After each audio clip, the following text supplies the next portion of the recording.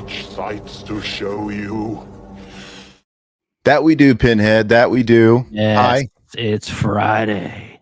Do you guys like that new intro? I dig it. I It's love more- it, man. Yeah, it's more of a creepy vibe, more of a slow build-up vibe. And I of dig it. course, Henry Porter's a serial killer. I mean, how can you go wrong with Henry, man? Henry is the shit. Yeah. If you had to let one of them suck your dick, would it be Henry or Otis? Isn't Otis missing some teeth, dude? He might go down easier. Jesus, what are you trying to get rid of everybody in the chat already? Sorry. I'm just kidding. Probably Otis. Probably because he's in Seinfeld. He's got that Seinfeld cred. Because as far as their side gigs, he's got Seinfeld and Rooker as Walking Dead, and your team Seinfeld. Yeah, absolutely. Everybody in the chat, how you doing? Sorry, it's Friday, man. We're loose. This is hopefully my last day of work. Yeah, Baby's still not here. I don't know what to tell you. I don't know what to tell. I don't think that you're having a baby. I think this is all just some ploy to get off the show for a few weeks, man. Yeah, it's my Andy Kaufman gimmick. Yeah. What's up live? How you doing? That pit creeped me out. How you doing, brother or sister? I guess I don't want to assume. Silhouette, thank you so much coming in hot early here. That face when Taco Bell leads to prolapse shits. Oh, we're talking about we'll talk about Taco Bell because that's going to come up with the whole review section of the show tonight. Oh, okay. Yeah. And then Silhouette again. The enema of my enema is my friend proceeds to remain in bathroom for comfort. I love that. Okay, look at this. It wasn't me this time. Todd had to take a tinkle, and I decided to take a tinkle too, since he was going to take a tinkle break. You know, I got a little surgery a couple years back that I don't have to tinkle all the time. Like I can hold it. Yeah, I could have held it for 2 hours.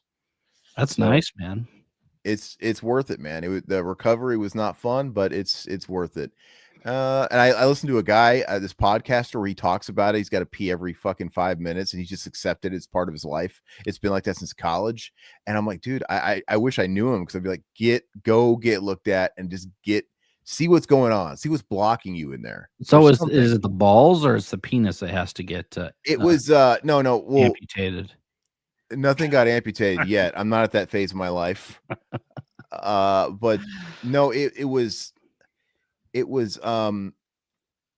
either scar tissue or it was a benign growth. I don't know if they could really tell inside my urethra that was causing a blockage. They didn't. Okay. They said I was probably born with it. So there's that. But all he did was go in there with a as they called it, a cold blade, and they just sliced it open and cleared a path. And were you awake for the whole thing? No. Okay. It was legit surgery, man. I got pushed and wheeled into the ice cold surgery room, and I actually didn't know, because the doctor, he told me, he really played it down. He played it down as if it was no big deal or whatever, a simple, like, I was thinking, oh, okay. And then when I went for my appointment, they started like injecting me and doing all this stuff, and I'm like, and I never had surgery before. And I'm like, oh, this is just a simple thing. Like, no, you're having real surgery. Like, what? And they put me out. And then I was getting wheeled through the place and in the cold surgery room. And then when I woke up, they told me, they're like, well, we took a cold knife to you. We went in there, and because he thought it was gonna be one thing and it wasn't. But I don't know. Did you tell him, baby, I was born this way? Maybe it's Maybelline. Oh, come on. It's a Lady Gaga joke. I knew I was trying to alley-oop it with another reference. Maybe she's born with it. Terrible. Yeah. Terrible dad joke. You'll get used to him. Okay. Just because I'm a dad now, or gonna be, doesn't mean I gotta be lame. Oh, dude, you're gonna be so lame, man. You're gonna do anything to embarrass your kids. Absolutely. All right. So Tyga Atreyu, what's going on? Greeting mofos. Have we seen you in the chat before? I apologize if we have. I feel like you're newer though. But how you doing? I think I've seen Tyga before. I'm pretty sure, but yeah, thanks for jumping in, brother or sister. He said Atreyu is a nod to Neverending Story, not the band. But is Tyga a nod to the rapper Tyga, or is that just a coincidence? I don't know. Tyga's goofy looking. Let's see here. What's up, Satan? Hail Satan. What's up? We're having a good Friday. Hopefully, like I said, this is Hopefully our baby comes this weekend. Tomorrow's the due date and I don't have to go back to work. But if we don't get a call from the induction people at the hospital Sunday night, I guess I'm going to work Monday, but I'm going to pretend like it's my holiday here and I'm going to have a good time. It's been a long week. I'm ready to ring in the weekend. I don't know how. No, me too, man. I mean, not working for the past 3 months. I mean, it's just getting tiresome. Well, you got to find something with your time, and he has. He's really stepped up his game, doing stuff for the Rev. Yes. You're the Rev, by the way. And I did go see a movie for you today, which usually I don't because I hate being in movie theaters, but we'll talk about that later too. It's not so bad if it's a matinee. Is that what you did? You wouldn't think so. Oh, okay. So we're going to be talking about weapons. We're going to try and wait till Alpha Romero comes in. He's going to pop in here hopefully shortly. I think he was running just a little late. So Alpha saw it tonight and he was just getting out of the movie. And then Riverman saw it, I guess, earlier today. I actually planned on a whim to go see it last night. The wife was down, but she didn't want to commit because she changes by the hour in her current state. Like this baby's due tomorrow. And, by the time showtime came, she decided she don't want to go. So no big deal, but I don't blame her one bit, man. Yeah. I mean, that's, yeah. I will represent all of you out there who haven't seen it because they're going to keep it spoiler free, right? Yeah. Spoiler free. I'm not going to say anything. So it's fine. I know everybody's talking about it. So I'm happy to be part of the discussion in whatever way I can. Actually, it might actually be kind of a cool discussion because I can position questions. Yes, like absolutely. As the guy that hasn't seen absolutely. And if you have seen it in the chat, let us know because it's gonna be fun. Satan, what is that face from? Ventura. Yes, Satan. What is that face from? What are we talking about? Sorry, I'm a little confused. Go and let me waiting on Aaron to return to the bathroom, blah, blah, blah, blah. All that good stuff. Tyga Jizz, I always approve. All right. It's like all these pre-stream messages that I'm getting out of context here. That's all right. All right. And then Gory Tiger, what's up, brother? You've been showing up every week. Every week. We appreciate you. We appreciate your Crypt Keeper avatar as well. And I don't know how Riverman feels, but like I said, I'm pretty certain this baby's coming in the next few days, some point. So I'm probably not going to be a part of any streams next week. But as soon as I'm back, I want to do more Crypt Keeper action. I want to do another doubleheader of Tales from the Dark Side and Tales from the Crypt. I thought that was a lot of fun. And Gory, I don't know if you were in our last chat a couple days ago, but we brought up the Crypt Keeper and how that was like one of my first Halloween masks or whatever. And we looked it up, and I might have to track it down. I'll wear it just for you, Gory, if I end up finding it. We made a commitment. We made a covenant, a pact last week that this Halloween we're going to celebrate the right way, and we are going to, because we went on this whole tangent last week or Wednesday. God. Yeah. Longest two months of my life this last 2 days, but we went on a tangent talking about Halloween in our costumes growing up, and we started sharing memorable outfits we had, and we made a pact that on Halloween we are going to dress up as these costumes again, just as they were back then, for this Halloween. So to recap, Todd had two that he brought up. Jim Carrey's The Mask, and he showed a picture of the mask that he wore from the 90s. So he would either have to grab that and dress up as that. Hopefully he would just match however you did it. That's more my brother's. My brother bought the mask, but I wore it the next year. So it was kind of his baby. So he's probably going to do the Crypt Keeper, and it's this 90s Crypt Keeper mask that's, all these have like a very 90s vibe. I'm pretty sure these more boutique mask studios would do it even better now, but we got to keep it legit. And so for me, I mentioned that I had a DIY the Riddler. Jim Carrey's the Riddler, which would be funny if you were the mask because we're both Jim Carrey movies. Isn't that weird? But no, keep it legit. I'm going to be the Riddler just as I did back 30 years ago. Me too. Complete with mom DIY costume. And I'm even going to have my mom do it. I can't wait for that, man. That's going to be epic, man. I'm talking no spandex for this guy. We were too poor. We're talking sweatpants, sweatshirt, using like the Hobby Lobby hot glue and the gel for the riddle signs. I'm going to spray paint my hair with that orange spray shit. And then I'm going to cut a cheap like Lone Ranger mask into a Hamburglar mask to look like the Riddler. It's gonna be fantastic. You're gonna have to get your mom on. Like, just go downstairs for 10 minutes and get her on and talk about the process. I want to know about the process of making this uniform for you, and you know what she had to do this year and 30 years ago. So tell you what, you know what? When that happens, I will give her a link and she could just hop on our phone. Perfect. She'll look like a boomer. She'll be like all like upper That's face, fine. and it's just I'll help her get set up, and you know, Yeah. she could be a part of that. Let's see here. Oh, is that another one, Super Silhouette? You're spoiling Thanks, the hell out brother. of us. Appreciate it. Friday. Oh, don't do the Rebecca Black song, dude. Did you know she's rebranded herself? She's still trying to be a thing, but now she's almost like a Gaga knockoff. Where she tries to be edgy and she's like naked and she's like got lesbians. And you running out of money or what? I think her dad is like a rich executive. That's the only reason why she got that song made is her dad paid her way, and she just became a meme. But I think she has performed at Lollapalooza. It's really weird.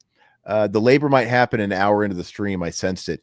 Well, you never know. I'm trying to plan as much. That's why I was actually going to plan the movie last night, because that's what I told her. I said, hey, let's plan the movie. I mean, normally I don't want a movie to get interrupted, but if it sort of creates a karma that makes the baby come in the middle of the movie, it will not be for naught, right? It'll have served a purpose. But who knows, man? We've streamed a lot lately, and the baby hasn't come yet. So, which reminds me of the baby. I mean, Tuesday night I'll be here to go over Alien Earth, the first 2 episodes, which I did watch the trailers, and it looks solid. So I'm looking forward to talking about I think it looks great. So we're gonna be covering every week as new Alien Earth episodes air, and we're talking the night of. So these episodes air Tuesday nights. I think is it like 8 p.m. Central? I think so. It's not too late, you know. Yeah. And then that same evening we'll hop on here and we're going to do a breakdown of every single episode by the week. Next week, like I said, it's kind of up in the air. I have a feeling I'll have a baby. that's my thing. And hey, we got Alpha on. Speaking about having a baby. What's up? Speaking of having a baby. I like that intro. No, we were just talking about how we're going to cover Alien Earth every week, but this baby is playing with my emotions, man, being all late and all weird. So it's looking like I'm not going to be around for that. That's my prediction. I guess it's not impossible, but I would bet. Get ready, man. So. Get ready. Yeah, I'm excited. It's gonna be fun. Yeah. Time has come. You don't know until you know. So it's like any day now, right? Any second now. Wow. Like she's due now. And you're on here doing this. Look at you. Yeah. Oh, my wife's right across the wall. Pro. So we have she's just hanging out waiting, just like you heard this shit up. Yeah, like she's sitting in a pool of the water that break. No, there's this. She said we have the hospital. We have the kind of hospital that won't allow induction before 41 weeks. Right? There tends to be 2 of them, and we picked the wrong fucking one apparently, and so we're on a wait list, and starting Monday, we're on the list to be called for a bed to open up. So it's summertime. I heard it's not really the most common time to have babies. So hopefully Sunday night we're gonna get a call to come in Monday. Yeah, but they're making us wait all the way, and she's miserable, but it is what it is. What am I supposed to do? Mope with her? I'm just gonna. Yeah. You feel like Mrs. McAllister from Home Alone, dude, trying to get home. Can't get on a flight. What do they call it? Compassion pains or whatever they call it? I'm trying to get home to my son. Yeah. Oh, I hang out with her all day. You know, she's good. I work from home. I'm constantly tending to her. She's good. She's in there watching Thor. Okay. So probably annoyed by you. She's good. That'll induce labor. Hopefully. Satan, I get up to pee all the time. Yeah, well, River's in that same boat with you. I was telling him I got a surgery a couple years ago because I was peeing every 5 minutes, and it had gotten really bad. And Todd, I make fun of him now because I have the superior. Well, because I bladder. drink. I mean, I drink beer, liquor. I mean, that's why. I mean, yeah, that'll do it. You break the seal, and Yeah, you're screwed. I like how Todd was going on this fucking diatribe a few weeks ago about how, I eat under 2,000 calories. I 1,800 do. calories. That's a I lot. drink my calories. No, but then we got to the bottom of it. I'm like, Todd, this has to be coming from somewhere. You're not. I refuse to believe. And yes, I watched you drink like fucking 5 beers during the stream. I'm like, Oh, that's your absolutely, calories man. I right mean, there. You Like, gotta enjoy life a little bit. I don't need to eat. Dude. I just need to drink. If you I'm save not- them, but if you save them all till the end of the Yes. day, you know, Yeah. that works. That's what I've Mhm. been doing. Like I've been so basically during the day, like I'll just drink black coffee and then like maybe eat a little lunch, and then at night like I'll have dinner, and then after that it's like either I've smoked a little and I'm a little munchy, or I'm gonna knock back a few Yinglings. I don't know. There you go. You save your See? calories. Alpha knows what's up. I'm not arguing this, but it was the point that he was acting like he was staying in this deficit and he was ignoring those calories. That was the argument. It wasn't that he They can't don't drink count. beer. Beer calories don't count. No, Well, they're empty calories, but they exist. They just have nutrition. not in my they're- books. You're not getting Hey. anything from them. Who's got a fan on? I do. I hear. Oh, if you need it, it's fine. It's really loud though. Can you not hear it? I Everybody- don't hear anything. You don't hear that? Hold on. Do I let get a me, tumor? No, it's going. There's a fan going down here. It's hot as shit up here. Hang on a second. Oh, it's okay. Then we'll deal with it. No big deal. Well, then I'm sorry I pointed it out. I shouldn't have, because now, Is this any better? yeah, I can't hear anything. Did you turn it off? You don't have to turn it off. I'm sorry. No, I just turned. I didn't have the reduce mic background noise. I didn't have that turned on. So Oh, gotcha. So why wait? This is a great segue. I know we have comments that we haven't addressed, but is it worth the hype weapons? So everybody's here now. I was telling Todd that I didn't see it because we had plans to see it, but we were going to wait to buy tickets right when it's time to go because my wife changes with the hour. And we determined, okay, we're not going to go. It just landed on that. So that's fine. I'm going to represent everybody that hasn't seen it in the chat. And I kind of want you guys to talk You about saw it, Alpha, didn't you? yeah. I just got back from the theater seeing it. Actually, when you told me you want to stream on it, I was like, well, I'll go see it. I ain't got nothing to do on Friday, so I want to be kind of Okay. informed to the hell's going on. Okay. But was there Very a lot cool. of hype behind it? I Yes. hadn't heard anything about it. Like I remember seeing the Yeah. trailer for it once when I went to see 28 Years Later, I think. I saw the trailer and I haven't heard anything about it, but I'm also maybe not tapped into certain things, but I hadn't heard anything about it until you brought it up, and I was like, oh, it's playing here. I'll go check it out, and yeah, we'll talk about it. Silhouette. She looks like a miniature big bird. You're right. Like a small bird. She does. I see what he's saying. I can see her like picking feed out of my hand with her. So this movie was in the horror community. I mean, it was getting hype, and then of course Rotten Tomatoes, all the big publications started coming out and hyping it up, saying it's great. And I'm not going to tell you what I think yet, but yeah, it's been pretty pumped up in the community on like all the major websites and that sort of thing. Is So- it the Barbarian director? Yes, it's Okay. Barbarian director. All right. I hated Barbarian, so I liked Barbarian, and they kind of play with your emotions a little bit with the way they shifted tones on you. And yeah. it wasn't- Once Justin Long showed up, and I had a moment like that in this movie, I was like, oh fuck. But once Justin Long shows up in any movie, I'm kind of checking out. Like I can't stand that fucking guy. yeah, it's like I like where we're living in that movie up until they wrap that first part up, and then all of a sudden it's like Fun in the Sun and it's into LA and palm trees. Like, no, it's like for 30 minutes we've been in the dark and the dank, and I was kind of about that. And then at the third act of that movie, it went back to horror, but it got weird, like the crazy, Yeah, inbred killer. I don't know. It was fine. didn't work Yeah. for me. And I mean, Zach Krager, I mean, he's a solid actor. Like you were saying, I didn't love Barbarian.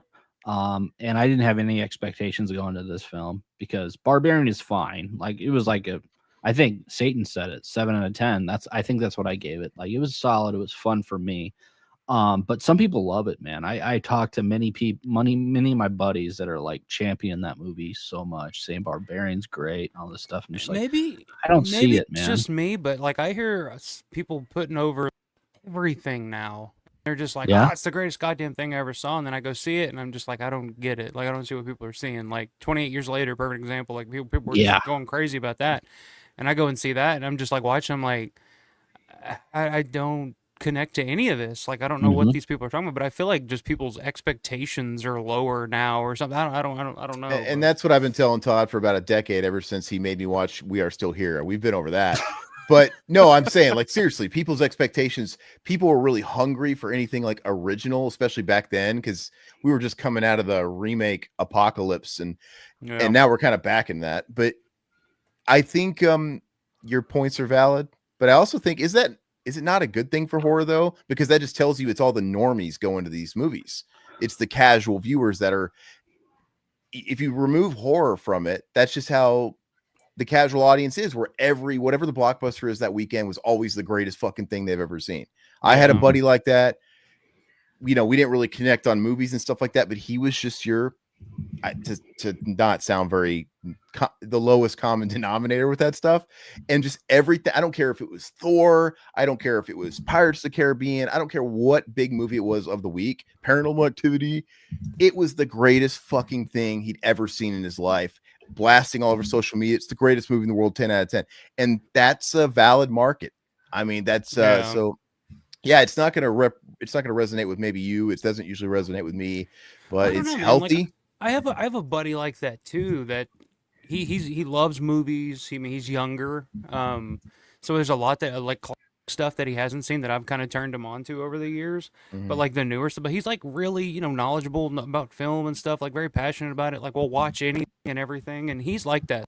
When you go to the movie, he'll oh dude, this is the greatest goddamn movie you ever saw. Like I'll go see it again. Like let's go see it, and I'll go see it with him. And afterwards, I just feel bad because I'm just like, really? Like what were you Mhm. seeing that I didn't see? But I don't know. I just think people are starving for quality entertainment at all, and I guess I don't know. I just have like a I don't know. I'm stuck in the 70s. Like anything made in the 70s, I'm happy to like watch. I'm Yeah, like, oh, I love this.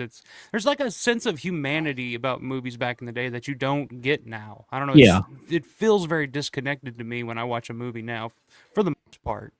And that's what Tarantino was saying. He said that, I mean, we're living in the 50s where they haven't come out with anything good for a long ass time. we need another hack like Tarantino to come out and just copy an entire decade and rehash it and be an innovator.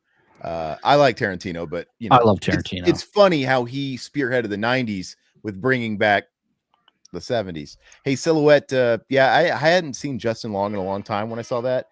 I guess Kevin Smith wasn't making a movie for a couple of years or something, but that's kind of where I we didn't see know him. Alf hated Justin Long. That's great. And I don't like Justin Long. I'm not a big Justin Long fan. I didn't like him in Barbarian. Dude, you like Zack and Miri Make a Porno, and I he's liked in him that. in that. I think That he was He's hysterical fine. in He's that. fine in Zack and Miri. He's fine in Zack and Miri Make a hysterical Porno in because that's who he should play at all times. Is fucking Yeah. what's his name? Randy Saint Brandon. Randy or something? Brandon Saint Brandon or whatever.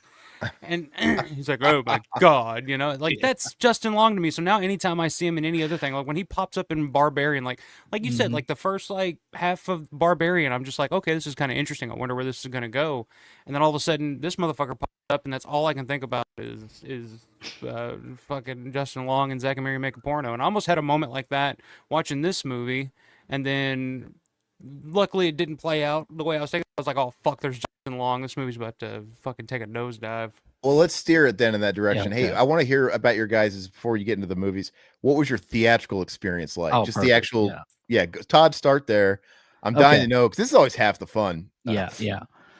Okay. So of course I had the day off today, which I've had for the past 3 months. So How do you get fired on your day off? Yeah, I know. So my kid went out to the pool. My other kid went to daycare. My wife went to a doctor's appointment. I'm going to a movie. So I go to a movie and I'm like, okay, I got like what, an hour and a half. First thing I'm gonna do is go to Taco Bell because it's right next to the theater. That was a big fucking mistake, dude. I Why? had Taco Bell for lunch today too. Did you? Yeah. I went there and dude, it's all automated. And none of the Mm. automated things like the screens work.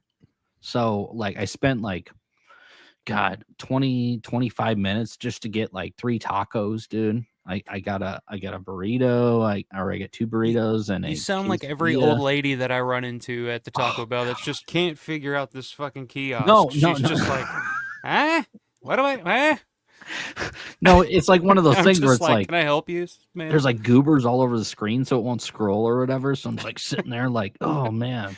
But yeah, and it's crazy because they only have like 2 employees now in these Taco Bells, and yeah, I got my food. The food was fine. It was good and everything like that. I kind of regretted it after the fact, but I went to the movie theater, and then that's where I regretted it. And then that's I went into the theater.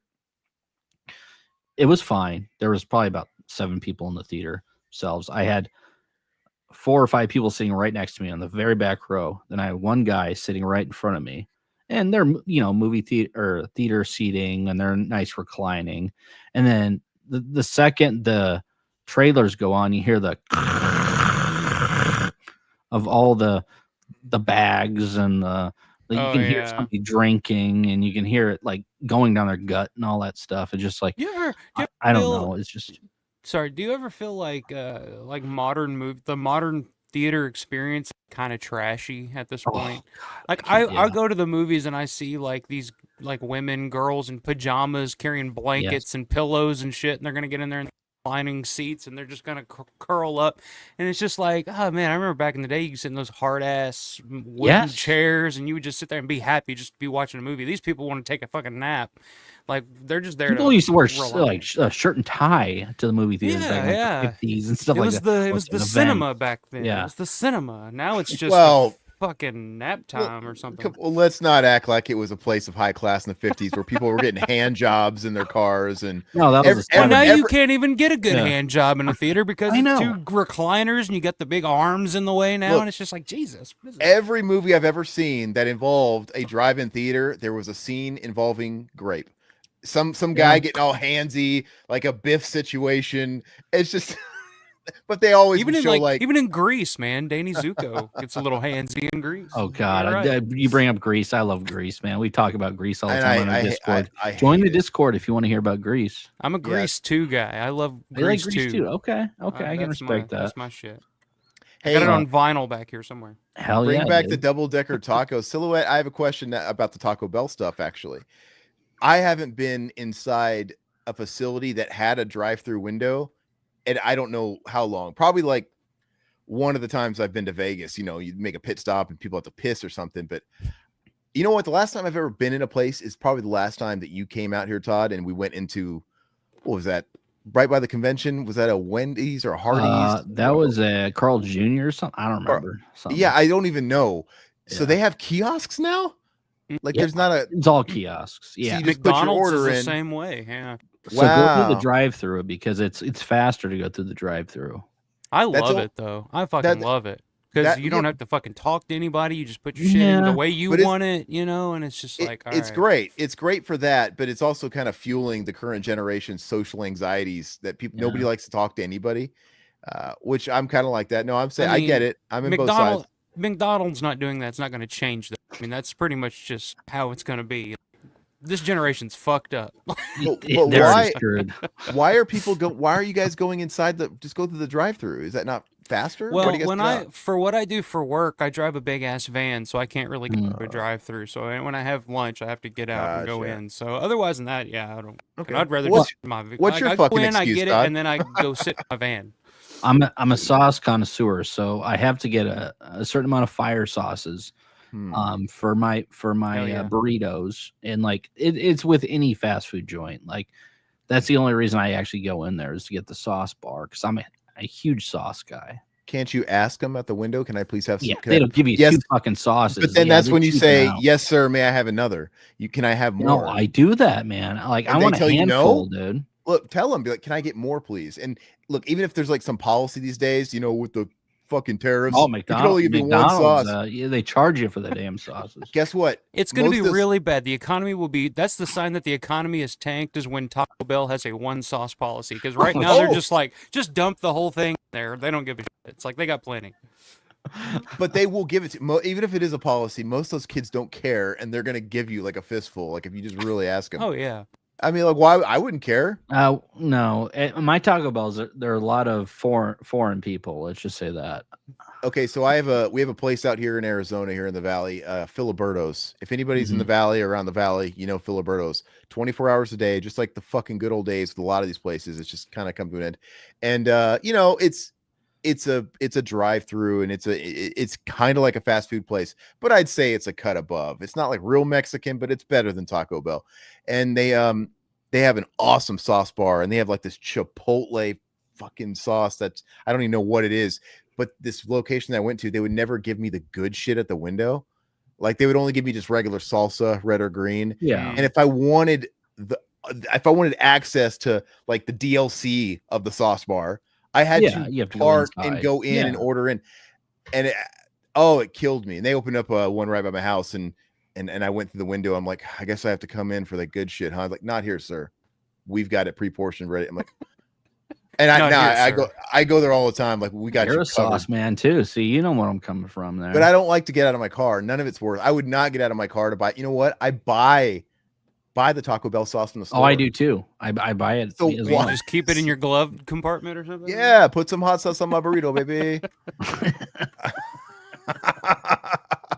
Hold on. So I think we got a super chat from Silhouette there. Yeah, he's like just dumping it on us, man. He's making it rain all over Todd's chest. Yeah, tonight. hey, silhouetted animator at Alfa Romero 88. Yep. Head over. Hey, he's art. No, I'm just kidding. Silhouette went to see Fantastic Four a few weeks ago. I wasn't laughing at that. It was a natural cadence of my life. And the woman next to me had nasty corn chip stinking feet. Couldn't eat my popcorn. Oh yeah, yeah. Ugh. People kick their shoes off. I mean, they're there to fucking like. It's ridiculous. I would draw the line at dude. Come on, I would draw the line at shoes. That's disgusting. Oh no, but I have war flashbacks to my grandma's corn feet, dude. Nice. Oh yeah, you massaging those her corns.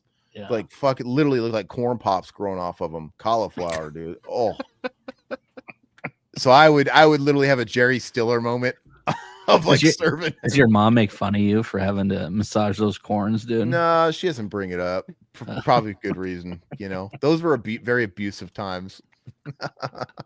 What's up, gamer guy? How you doing, brother? I haven't been to the theater in 3 months, not because of lack of interest, but all the projects and such I've been working on. It happens. You know, I don't go very often. Like I don't either. Before this, I think the last movie I went to see was Eddington, which was great. I love Ari Aster. Yeah. I saw Eddington before that, and then before that, I don't even remember what the last thing I went to the movies to see. So, yeah, mine was 28 years later. Yeah, absolutely. We went to him. You know what? Actually, Silhouette, the first movie I'd seen in a long time was Fantastic Four. The wife dragged me to it. And, you know, I've said it a million times. You're in the Discord. I think people take it personally. I'm over it. I don't care about these comic movies anymore. Thank God. But Todd's saying that like this is fucking new. I've been over for 10 fucking years. I've been telling you this. What? But why does he do that? I know. I've been here for 10 years, Todd. You're acting like you won some victory over me today. I have 10 years. I have, because you were telling me how great Thor was and all this other shit back in the day. First of all, I never said that. I never talked like that. And you know what? I was a fan before the Disney buyout. I was all about it. Yeah, I was all about it. You're talking about all the time. They had never literally brought the comics to life with the whole idea of this shared universe before. So yeah, I was signed up. And then, you know, I don't know if it was really Disney's fault or if it would have gotten milked all the same, no matter who owned it, but it just got old like anything else. But anyway, the Marvel, Fantastic Four, the Captain, it was Fantastic, whatever. Super Four, yeah. I mean, to me, it's all the same. It's a fucking blur. First, I'm not a big comic book guy. I've never been a big comic. I didn't know as many people were into comics as they are, because when these movies come out, all you hear are people saying like, "Oh, it's just like the comic. It's just like the comic." And I'm like, where did all you people come from? Like the Marvel movies have been around so long at this point that I think a lot of people jumped into comics. That's after true the too, movies, yeah. You know what I mean? It's almost generational at this point. So, you know, but when like that first wave, like up until the first Avengers, maybe even up until like the second Avengers movie, it was just the nerds that were like whispering in your ear, "Oh, he's in the comics or whatever, or blah, blah, blah." But people were just going because it was the hot thing to do. I don't know, but But there's kids that are this is their Star Wars, this is their Indiana Jones. They have grown up on That's this. They've been weird. born Jeez. into it. Because when did that first Iron Man come out? What year was that? Like 2000. God, that was like 20 years ago now. Yeah, I think Almost so. 20 years. Yeah. It's insane. So yeah, there's kids getting laid in high school for the first time ever after prom that have never known a life without the MCU, and it's wild. It's pretty wild. That is crazy to think about. Speaking of Julia Garner's feet, we got another foot lover in here, Todd. That's you, right? You and Tyga? Feet, man, the feet are okay. I don't mind feet. I'm a foot guy. It's fine. There's pretty feet there. Not Aaron's grandma's feet. Hold though. on. I mean, Yeah, they not sound the pretty ones you were nasty. talking about. Yeah. And, but That's what he was referring to. And I have to say, it's all coming to me now. Like, this is like a therapy session. These repressed memories are coming back. And that has to be the puzzle pieces, because I'm not a foot guy. In fact, for the most part, feet repulse me. And that has to be the underlying seed that was planted. It's just like I had this friend that I worked with. I didn't like suck his toes or anything. But it's going where's this somewhere. going? No, he told me, he says, you know what? There's something to the psychology there. Because he says, when I was a kid, I got invited to a kindergarten party. We were like 5. The girl, it was her party. She pulled down her pants and she told me to kiss and lick her butthole. And I did. Oh my God. And he said, ever since I've been an ass man. He says, I'm an ass man. Like, he eats ass. I'm like, what? He's like, at the time, it's like, yeah, you're like fucking little kids. You don't really think of it, or you're not really getting anything out of it. But I grew. It fucked with the wiring. And now it's like, if I want to get off, I got to toss it. And you know who would admit that shit, dude? That's weird. Like, that's like when you're a kid, like that's before you even know how to like properly wipe and shit. So I bet that was like going in like trial by fire right there. You know what I mean? Oh, Anyway. Okay, moving on. Okay, back to Alpha's theater experience. You got my theater experience. I want to hear Alpha's real quick. Sorry, go ahead. Oh wait, I think There we you got a go, super Tiger. chat. Now Sorry. we'll get to the super chat after Alpha tells us. Okay, yeah, okay.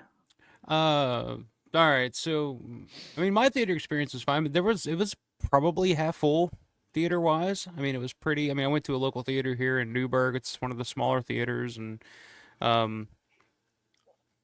yeah, I went. I mean, it was like I said, about half full, which is pretty good compared to some of the other movies I've been to recently. The one thing that stood out to me though that I thought was kind of interesting. So the movie's about to start, and I'm sitting there. I'm like kind of up in the front because I'm like, I'm just there by myself. So I'm like the loser. Mhm. I didn't have a date on a Friday night type of thing. Too. Yeah. I'm just like, I'm here. But right as the movie's beginning to start, this guy walks in with like had to be like a 5 or 6-year-old kid with like a bag of cotton candy and shit. So I'm like, are they in the wrong movie? Like, are they looking for Superman or something? Like, what is this? So the whole movie, this kid's talking and whispering, and it's just like, what's going on? And they're like sitting right behind me, and I'm just like, part of me is like a dad of a 4-year-old is like, I would love to bring my daughter here, and if we were alone, she could talk all she wanted. But because I've tried to take her to the theater before, and trying to take a 4-year-old to the theater, she gets bored after 15 minutes, and then she's like, I'm fucking out of here,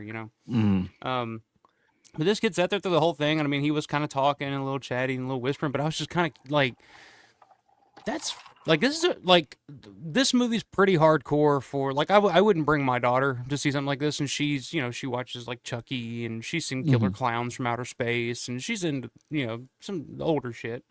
But something like that, I don't think I'd bring her to, but like, that just kind of stood out to me. This dude brought his like 5 or 6-year-old kid, but yeah, I mean, other than that, like I said, just basically that was my takeaway. Just talking about like just the fucking reclining seats and people there like posted up with their blankets and pillows and fucking. I'm of two minds about the comfort that they have to compete with the home experience somehow. I mean, they were going to lose everybody, but the hard ass seats, like you're talking, like those stadium bleacher seats, they kind of like factored into keeping you invested and awake. Absolutely. And you had to stay like erect and straight. I mean, you weren't getting those seats there. I hate those fucking things though, because I went to see the Batman with Robert Pattinson, and that movie's like for hell and ever long, 3.5 hours, something stupid. It was ridiculous. and I was sitting there, and the theater we went to had those seats, those hard wooden seats where you're just sitting there. And man, by the like hour and a half mark, I was just like in pain. And the rest of the movie, I couldn't tell you what the hell happened after that because I was just like, when is this shit gonna end? I gotta Yeah, get out well, of here. yeah, but at the other side of me, like you're saying, But I'm old, so I'm old too. It's like, so now, yeah, I need those seats, but dude, I'm always tired. I'm always tired. Oh, absolutely. You know, the times that you want to go see a movie, your Friday nights, dude, I am fucking cooked. Like right now, I'm faking it, but I'm cooked, man. And tomorrow, I want to sleep in, but we like to go see matinees if we do go. The second I hit one of those loungers, man, I can't go back too far or I'm going to be out. So I have to keep it kind of up, and I can't keep, I have to have some level of discomfort there if I'm making it through this movie. But no, and I mean, you're totally right. I mean, this is kind of a quieter movie, so I mean, there's parts of it that are pretty quiet, and I could see some people like, but I was engaged the whole time, surprisingly, because I usually fall asleep during movies. Which I will say the audience seemed to enjoy it. I mean, there were some laughs. I mean, they were kind of reacting to certain things throughout the film, and then at the end, it was like one of the first times in quite a while that I've actually heard people clap. Like, people used to do that all the time when I was younger. I'd see a movie, and it didn't matter what the fucking movie was, but at the end, like, people would clap and then walk out. People have stopped doing that over the years, but every now and then, like when I saw The Dark Knight in theaters, I remember people fucking erupted in applause at the end, and this one, there was like a small smattering of applause. I was like, oh, that's interesting. All right, okay. That's how I know the Marvel thing is kind of waning. First of all, the Marvel thing needs to die, but it was waning for a while because, you can only pump out so many fucking Shang-Chi's and shit like that. These movies that are diminishing results and stuff. But it seemed like back in the height of the Marvel stuff, every one of them, those annoying fucking stand and clap, and it's cringe. It's worse than the people that land the plane clapping for the. It's cringe, man. It's like, clapping look, this is for literally their lives. It's like, all right, we made it. We're alive. And but that, I think that's over. Nobody clapped at Fantastic Four, so thank God that's over. But people were still trying to sit and wait, and I'm like, look, guys, have you guys not? Lately with those things, I've gotten curious. I'll like Google it. Like, what are they fucking baiting people to waiting around for? Like these after credit scenes, and they're never anything. There's always one that I guess is kind of connecting to a story of the great. But that one you're going to get in the first 30 seconds after the first like main credits. But these people are waiting and waiting 5 minutes. I don't need after credit scenes. Guess what? It's always stupid, and I'm watching people waiting for it. And I'm like, you guys are fucking. You guys are still doing this, and I Google it. People are trained to do that for any movie because they did that in 28 years later. Yeah. Like when the credits start rolling, and I felt like It's done. I was making a statement or something because I just stood right the fuck up and walked out. But like everybody else was just sitting there waiting through the credits. Like, oh, when we got to the car, what are you waiting for? When I got to the car, I told my wife, look, we can just Google what it is. Like, I'm not waiting there.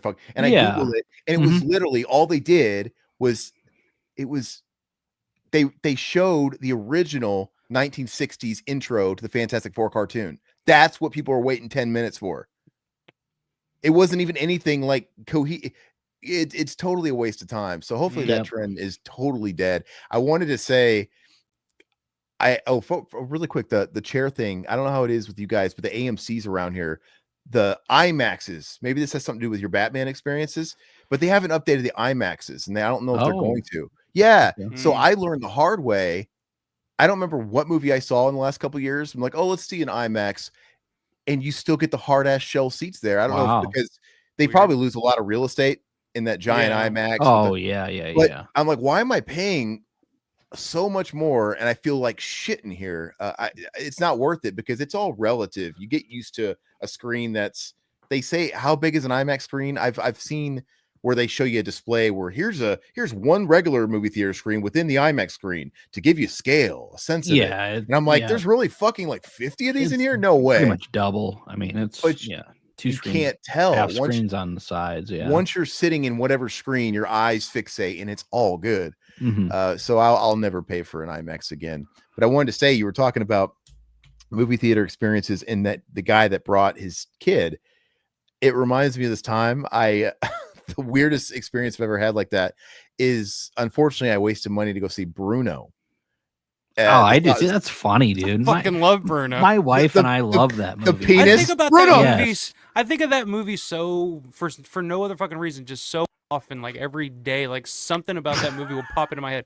What popped into? Oh, the Dolce and Gabbana when he's at boot camp and he's like Dolce and Gabbana. You know, it's like I don't know why that popped into my head the other day. But it does. I don't know that and fucking Borat, both of them. Borat was hilarious. But anyway, I'm sitting in Bruno, and then I don't remember what time of day it was because it wasn't super full. I mean, Bruno kind of bombed, right? Anyway, in walks a woman, and she looks like she's in charge of like the fucking neighborhood daycare or something, because like ducklings, she's got about 8 small children following her. Weird. And they all sit, and I'm like, what the fuck is going on here? I would never let my kids watch Bruno.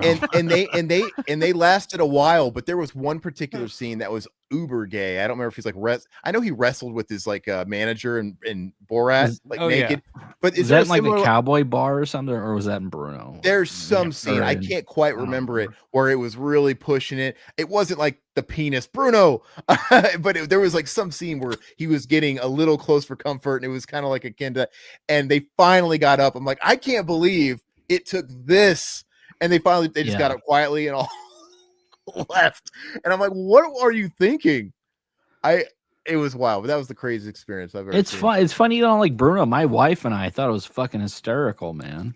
Oh, dude, I quote Bruno all the time, or I'm like, I'll go to the cabinet or something like at night if I'm, you know, looking for something to fucking munch on, and I'll grab like a bagel or something for just like, I'll have a bagel, and it's just like, in my mind, I'm like, I'm gonna commit carbicide tonight. I don't know, just from that movie, he's like, I decided to commit carbicide. Where he's just eating all the fucking carbs. I'm just like, yeah, I'm gonna just commit carbicide tonight. Maybe I gotta watch it again, because that was the only experience I ever had watching it. And I went. It might have been a time, place, circumstance thing. It might have been the vibe of the theater, because it wasn't like Borat. Borat was packed and everybody was dying. My friend was gonna have a heart attack. He was gonna vomit from so much laughter, and that fueled it. And this was like pin drop, and I was kind of focused on all these Madeline schoolgirls like in front of me watching this movie, and it just wasn't landing for me. But your humor, you would think it was hysterical. I guarantee you, if you rewatched it, I think you would like it. I just remember the penis cutaway, and I remember Harrison Ford. Fuck off. I remember that, and I'll watch it again. I never watched. Is it me, or do they have a Borat 2, or did I make that up? They did a Borat 2 for like Amazon Prime or something like that, and it's instantly forgettable, and it's just not that at its time, and its time has come and gone. Kind of like it was Austin Powers. It was like I would love to see a new Austin Powers, because they might. I love Austin Powers, man. But like Dumb and Dumber 2, like when that came out, it was just like, all right, that had its time. It's come and gone, obviously. I haven't seen Happy Gilmore 2, so I don't know how it is. It's not great. I can't believe people are actually championing that movie. There's people that actually really like it. And it's bad. It's almost Dumb and Dumber 2 levels of bad for me. And Dumb and Dumber, was. It's not as bad as Dumb and Dumber 2, man. Dumb and Dumber 2 was the worst piece of shit. You don't need any more results. The brilliance of Dumb and Dumber is that the movie is called Dumb and Dumber, and it's a bunch of really dumb shit. But when you watch the movie, the film is actually really smart. Like the comedy in the film is actually really smart. Dumb and Dumber 2 is just really dumb. And it's just like it misses the point completely. It was lightning in a bottle they could not recreate, and that was proof. And if you watch that director's cut that they forced us to watch when you had like the Blu-ray or the DVD, I can't remember. You didn't get they made you watch the extended cut. You didn't get both. It was this movie felt like all of that footage they cut out from the original one, because if you watch those extended scenes, I'm like, oh, this is bad. This was on the cutting room floor for a reason. And Dumb and Dumber 2 is like, I guess, the Farrellys with free reign. Nobody was reining them in because it was all the bad shit. And it's not good. Hey, Silhouette, comic fans be like, Superpower picture books was greatest movie ever. You're giving me an aneurysm. Superpower's obsession is kind of cringe now. Aren't you like the biggest fan of all this stuff though? So you have your limits, my man. I appreciate it. Going too far. Yeah, I mean, everybody's got their limits. And when you're making the hardcores feel burnout, you got a problem. But anyway, so Foxy1779 on Twitch. Do y'all play horror games? I do. Yeah, we're looking for the new Hellraiser game, man. Or I think that's a woman, but it could be a man. Yes, yeah. I don't want to assume. Foxy, you're an animal? It's a lady there on that picture.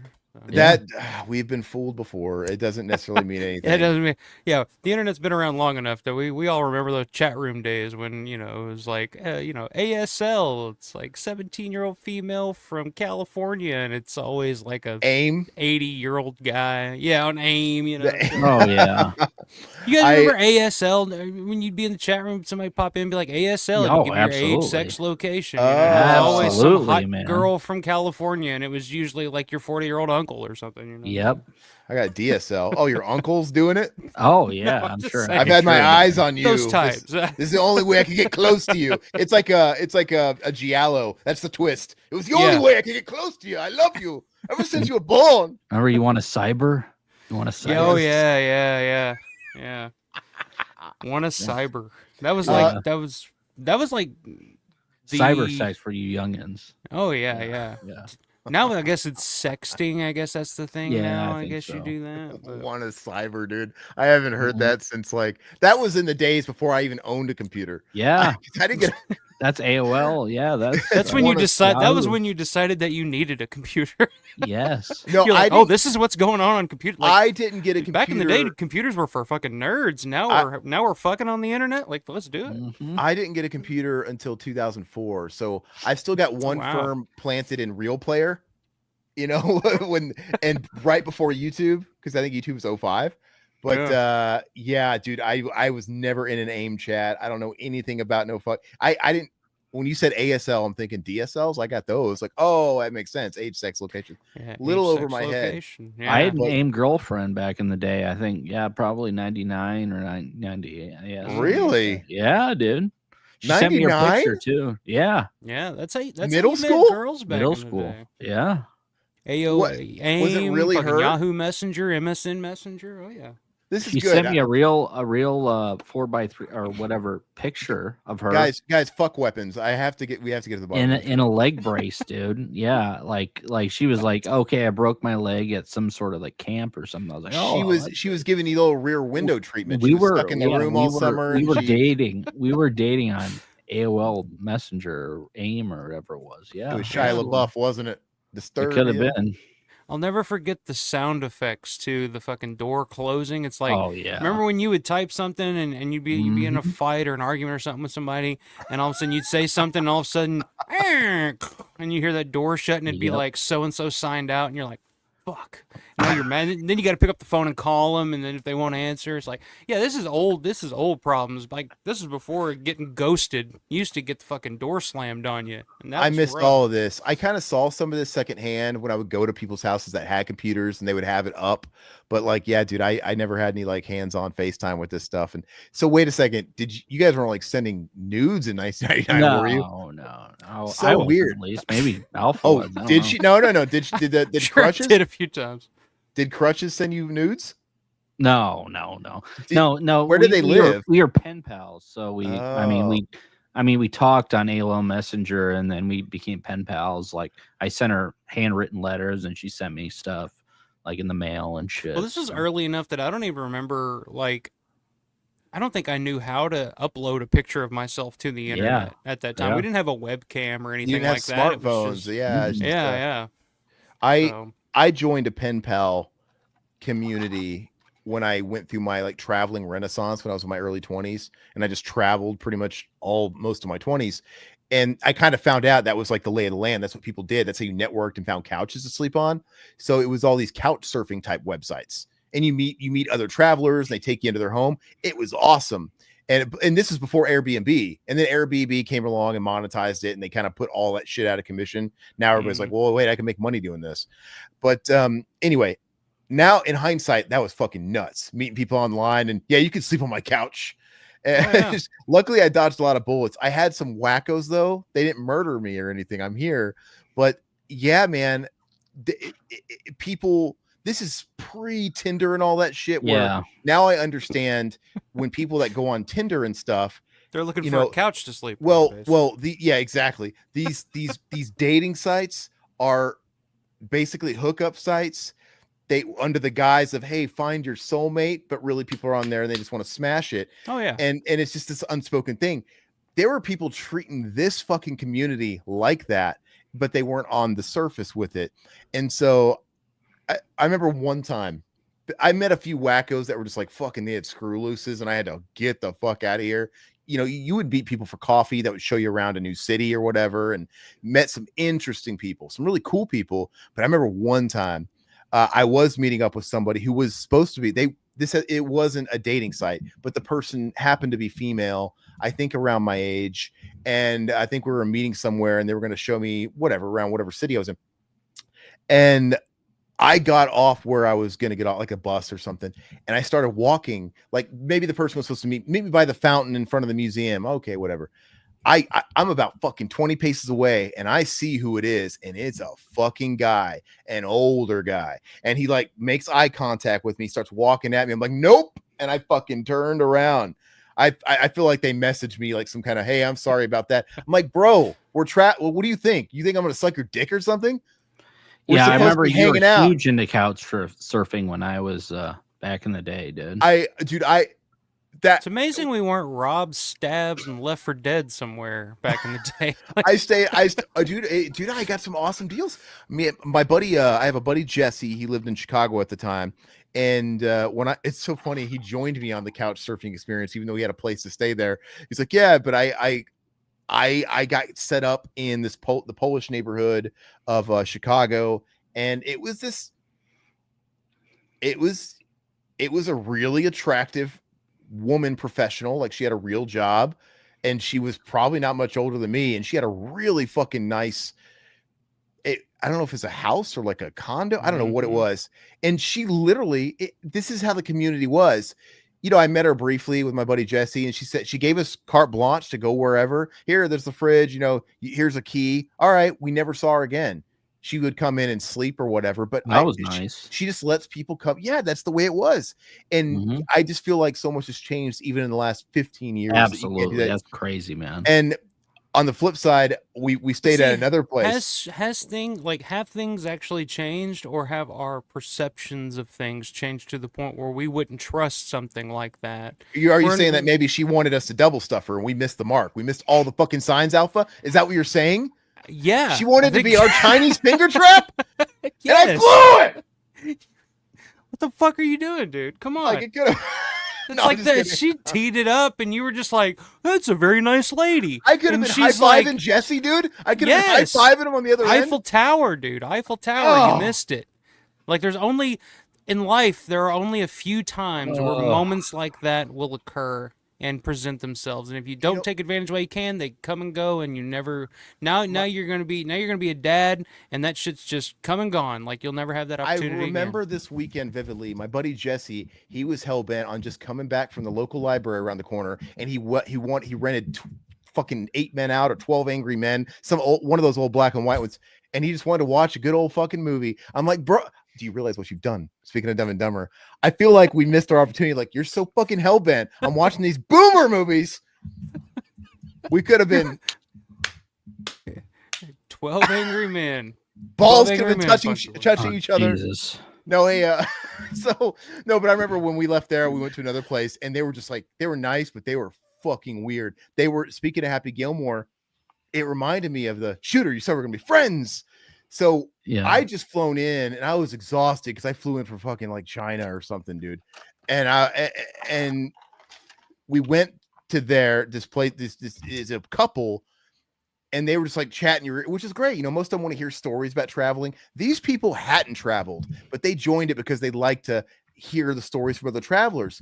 Right. And I remember going into their apartment with my buddy Jesse, and they wouldn't let us sleep. Dude, I was fucking up for like 36 hours, and they just wanted to, at 3 a.m, talk my ears off. And I'm like, bro, I'm fading. Can we have this talk tomorrow?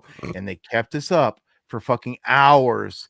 And when I finally went to bed, dude, their house is covered with cat people. Yeah. And I'm laying and I'm looking around, and there's cats perched everywhere staring at me like a little cult. And like Michelle Pfeiffer and Batman. And it was fucking weird. And they had designs. Damn it, Alpha! Oh, they were like back full circle. Dude, I thought they were gonna like eat me in my sleep or whatever, and they were waiting. They brought you back to life. You actually died in your sleep that night. They brought you back to life. Tim Burton logic. And I felt bad because before they had finally let us go to sleep, they were like, "Hey, how about tomorrow we go and do this? We'll go to a show." I'm like, yeah, whatever you say. And in the middle of the night, we're like, dude, we got to get the fuck out of here. Like, yeah, we ditched him in the middle of the night. We found somewhere else to stay. And I remember I felt bad because they were texting us the next day. Like, I thought we were gonna be friends. Like, you were so are we still going to the show? What? It was weird, man. I'm like, See, they now were that's married. the creepy part, that they were just like, I thought we were friends. I thought we were close. I thought we were Yeah. better than that. But anyway, do we play horror games? I don't know how it turned into single white female. Maybe that's No, I don't. But that's Yeah, like, Resident Evil. I mean, like those new Hellraiser. We're looking forward to that. That looks cool. I love games. I just don't have time to play them anymore. But I'm I don't playing. either. I'm still playing Silent Hill 2. Believe it or not, I've been playing that since Christmas. That's how fucking rare I can play games. And I was actually, if this baby gets born, I'm gonna obviously jump back into it in between feedings. But Yeah, run through these chats real quick, and then we'll jump into the movie. really quick, if you play, I want to Chat's answer getting restless. Foxy. If you played the original Silent Hill 2, the problem I have with that, I love that damn remake, but it's 3 times as long. That original game took 10 to 12 hours to beat, and I'm at 15 hours, and I'm at like the 2-hour point in the original game. Like, God, did they fucking stretch this shit out or what? I got a life to live. All right. So yeah, let's go. I'll read this super chat, then we'll get into the film. Sorry, guys. Silhouette, I still remember Mac and Zach's story about seeing King Kong 05 and the sound of Kong roar woke him up and puke on the guy in front of him. Oh, Matt puked on the guy in front of him. Yeah, I would have knocked his lights out. Kong 05. I'm not a Kong fan, so yeah, it's not really anyway, damn, sorry. And I will say hi to Robert because he popped in. What's up, brother? Robert. You are Robert, no spoilers on what it's a spoiler free. I think hopefully Todd put that in the title. I put that when I was posting it out there. We're not gonna spoil anything. Yeah. Yeah, there you go. You're super late. Well, so are we because we still haven't really gotten in talking about the fucking movie. We talked about. You've missed a lot of Taco Bell talk and a lot of AOL Messenger talk. And Kelly, how you doing? I appreciate you jumping in as well. Let's go ahead and go ahead and just talk about the movie the best you can. No spoilers. I'll shut the fuck up if I know how. Ishmael, how you doing, bro? Yeah. So okay. You're like, what? What are we talking about? Okay, so weapons. I don't want to give a whole lot away from. I'm guessing the people saw the trailer. They saw the children running through the streets or whatever with their arms open. So basic story. I'm not going to give anything away. Children go missing from a classroom. Multiple children. And you get the backstory of the people in the town. So you get the parents, the backstory of the parents. You get the backstory of the teacher. You get the backstory of some of the kids that didn't go missing. And it really ties together at the end. So this is a very interesting film. It reminds me of a Tarantino film. It's Pulp Fiction. Really? It's Pulp Fiction. With the way it's sequenced and edited? Yes, with the way they jump from character to character. And very interesting. Some people, I don't know, probably aren't going to like it as much. For me, I really enjoyed it, man. I really? Yes, I think, I don't know what Alpha thinks, but I think it was worth the hype personally. You think it was worth the hype? It didn't. Okay. I absolutely did, just because I really like the characters in this film. I thought they gave them enough time. I mean, they give some characters more time than others on each storyline. But I really like the actors in it. Josh Brolin, I thought was great. Julia Gardner, I really like her. She's in she was in the Ozark show, yeah, and that's Big Bird. We already mentioned her. Small Bird. I always thought she was very attractive. Personally, you're like that one country song. You like your women a little bit on the trashy side. Yes. Ozark, no, that's what I'm saying. She's kind of like from a trailer park, that sort of thing. I find her attractive, and I don't know. I don't know. You don't have to defend your taste in women. Please proceed. Okay. It's all right. And I think she's a great actress. I found her great in the film. And then you also have God, what's her name? What's Amy Madigan. Amy Mag? Yeah, from Amy Field of Dreams, Madigan is which fucking back. Like which I don't feel like I'd seen her in forever until this, and then, like when she pops up, it's kind of like it's one of those moments, kind of like when I was watching Long Legs, and you see Nicolas Cage. Like it's very similar to that, but Yep. when she pops up, it's kind of like, is that Amy fucking Madigan from The Dark Half and Uncle Buck? Like, is that Field Amy of Madigan? Dreams is what I think of every Yeah, time I I mean, see her. I just think of that time period, early Mhm. '90s, and I feel like I haven't seen her in anything in forever. I mean, she used to be. I guess she still is married to Ed Harris. Ed Harris. Yeah. But yeah, Which I was blown away that Amy Madigan is in this fucking. I'm sitting in a movie theater in 2025, and Amy Madigan is stealing the show here. Which Is I've she never a- been a huge fan of Amy Madigan, but I thought she was great in this film. Like, and the person she plays, I thought was really cool. The story behind that, I thought it was very interesting. And I like that the fact of this film, they don't explain everything. And a lot of films nowadays, they would have to go into the backstory of every character, which they don't. But I really like the characters, man.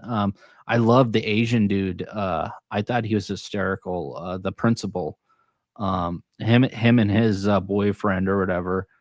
He's on the cover, so he's Spoilers. on the Life the partner, what's that? His life partner, yeah. life partner. But I thought he was great. Like all the characters in this film, I thought were really good, cast very well. And they were all entertaining to me, and I was interested, which is a rarity to me. Like to me, to be actually invested in characters is, especially in a 2025, is very rare for me. I don't think Josh Brolin's as bad as like a Jason Momoa, but for a while there, he was like all over the place. And I Yeah, do like Josh Brolin, but he I just like was, Josh Brolin. he No was Country for Old Men. He was great in Milk. I've always liked Josh Brolin. He's definitely the. So you mentioned all the performances. I'll go ahead and get this out of the way. I did not like all the performances. I think some Oh, of the you didn't? characters were Okay, flattered and piss on a plate. Like really? Julia Garner or whatever her name is, I could not stand her. First like Wow. 30 minutes of that film, I'm watching. I'm like, am I really stuck with this unlikable Bird-faced. punk, Wow, fucking okay. bird-faced bitch the entire time? I And I was like just like, her, I don't know if man. I'm gonna like it. And luckily they get away from. Okay. I had the same feeling about her that I had about Micah Monroe or whatever in Long Legs. It's very. Oh, it so has you didn't that- like Long Legs then? Oh Okay. no, because Okay. a lot because of her performance. They're just these whacked out fucking like, oh, I'm drunk all the time, and these women that are just like out of control. I don't like that, man. Why That's- why do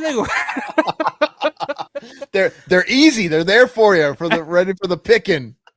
Passed like- out on the couch better. There's no charm or likability about this elementary school teacher, and it's just like, oh, what the fuck is like Very she's real just- life, though, man. A lot of them are like that. I know a lot of the elementary school teachers that are like that. Yeah, I guess. I just, it's just like, Jesus Christ, it's depressing. Like that's our hero. That's who we're supposed to identify with. But then Yes. luckily we get to Josh Brolin, and Brolin, I like Brolin and everything, and he's perfect for this role. He's very good in it. Amy, and I fucking like when she pops up at first. I did get that Nicolas Cage vibe where I'm just like, oh Jesus, is a little over the top, but. After as it goes on, I'm just like, oh wow, she's actually given an amazing performance. And like I said, I don't feel like I haven't seen her in anything in forever. Like when I think of her, I think of like the early '90s. I think of Uncle Buck and Dark Half and Field of Dreams, and so yeah, she's great in it. Like I said, there was a moment where Justin Long pops up, and I'm just like, oh, Are you fucking Jesus. for real? He does? He does. Oh, yeah. Yeah. It's forgettable. dang though, it. Yeah, so it's short though. 'Cause Yeah. I had that same reaction when he pops up, like, oh fuck, because I knew it was the same guy that did Barbarian, and that's exactly Yeah. where Barbarian went, far off the beaten path. Don't let that ruin it for you. It's not. Yeah, just- he's I in hate- I it. hate He's his in it face, for dude. like 3 seconds, yeah. a scene. Like Yeah. he's in and out. So What it takes? Yeah, but that takes me out of the movie. Just like Barbarian, it's like, oh, fucking Justin Long. It just takes. I will you out say of the it. movie is good enough that it'll bring you back in. Okay. It doesn't distract. It doesn't you don't see Justin Long like in Barbarian. You see Justin Long, and as soon as he pops up on the screen, the movie takes a nose plunge for me. This movie, he pops up and then he's gone, and then the movie keeps going, and you're like, oh, okay, like, all right, you're back in it pretty quickly. I hope Justin Long's listening to this right now and knowing that he's this guy that everybody's like, there's not enough Justin Long that it ruins the movie. He's gone quick enough, but yeah, he's just got a punchable. I mean, I have nothing personal against him. There's just something about him, man. I don't know what it is, and he ruined Die Hard. He should have stayed with Matt commercials. Like, that's fine. He's a commercial guy. That works. I really don't care. Satan, it's a horror mystery film, which is cool. I thought the premise is cool. So it's definitely different. Can I ask this about Justin Long though? Whereas Justin Long, the biggest problem with him in Barbarian was just his character seemed out of place and it broke the tone. Is his character at least in line in this movie, or does he act all fucking Justin Long? Yeah, I mean, it's fine.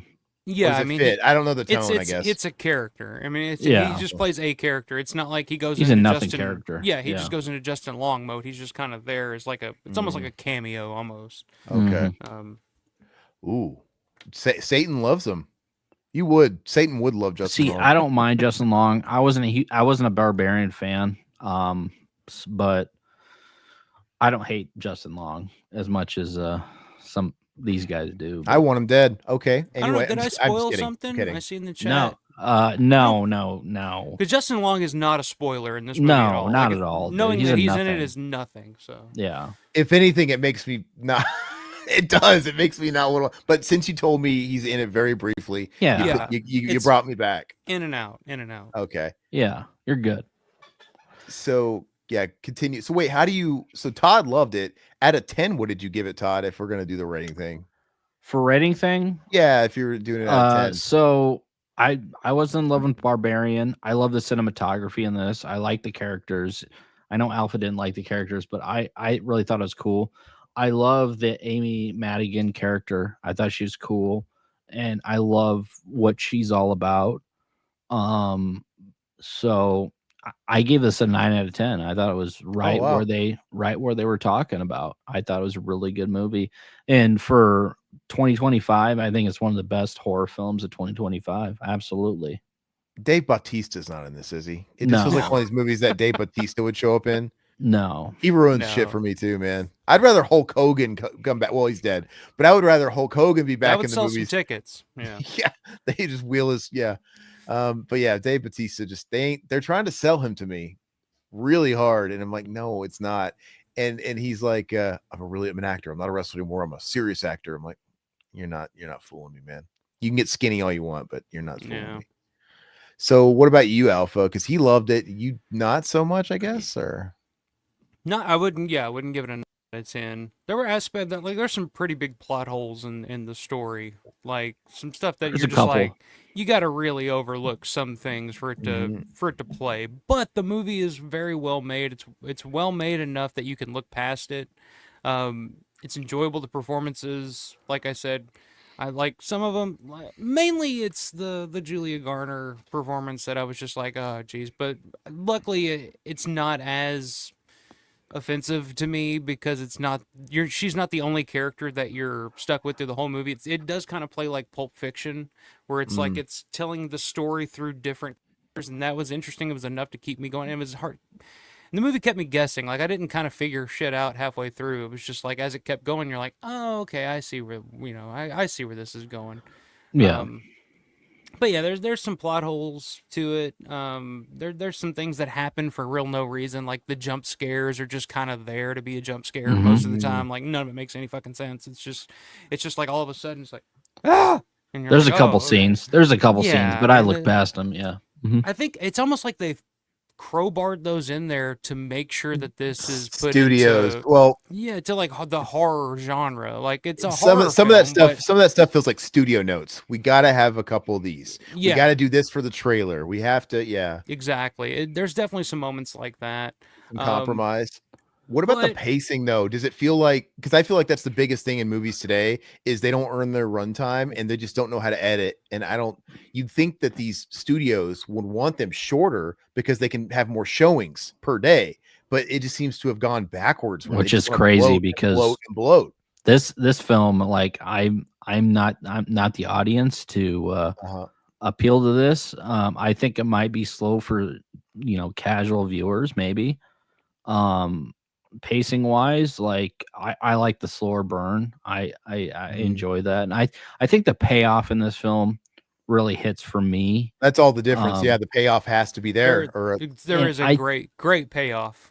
And I think it's a really fun payoff payoff where you're just like, oh, this is fucking cool. All right. And the way it ended, I thought was great. Like, I mean, that it worked. It worked for me. I mean, some people might not, but that's a big thing for me. I'm a big oh shit, this movie's over 2 hours long. Like, this better be good or this is gonna be torture. And a lot of the times it's just torture. And I'm just like looking at my watch. I'm like, can we get this going? Yeah.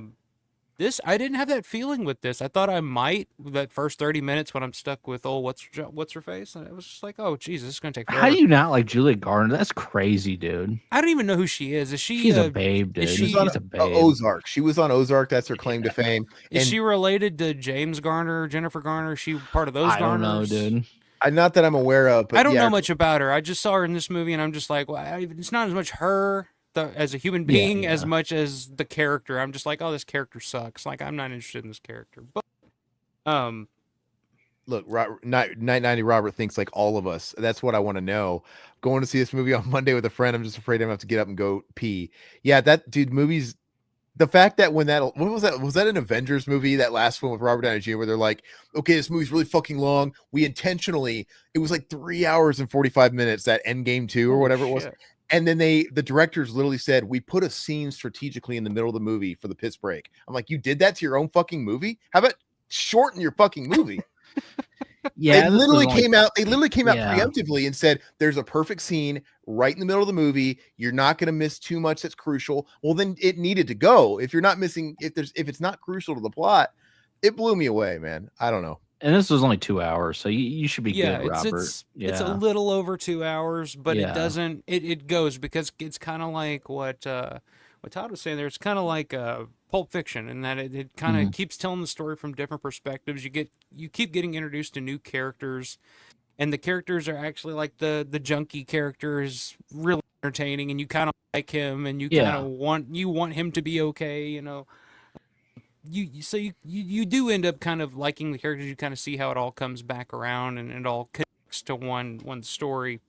That's really fun to watch. So yeah, I never had a moment through this movie where I was just sitting there just like, Jesus, when can this end already? Like, there's been so many movies where I've been sitting in a theater here lately where you're just like, this is unnecessary. Like, this movie could have ended 15 minutes ago, but like the Batman, like I was talking about the Batman earlier, that movie could have just ended way sooner than it did. Like, it just kept going and going and going, and you're just like, Jesus, why now he's pulling people out of water, and you're just like, what is going on here?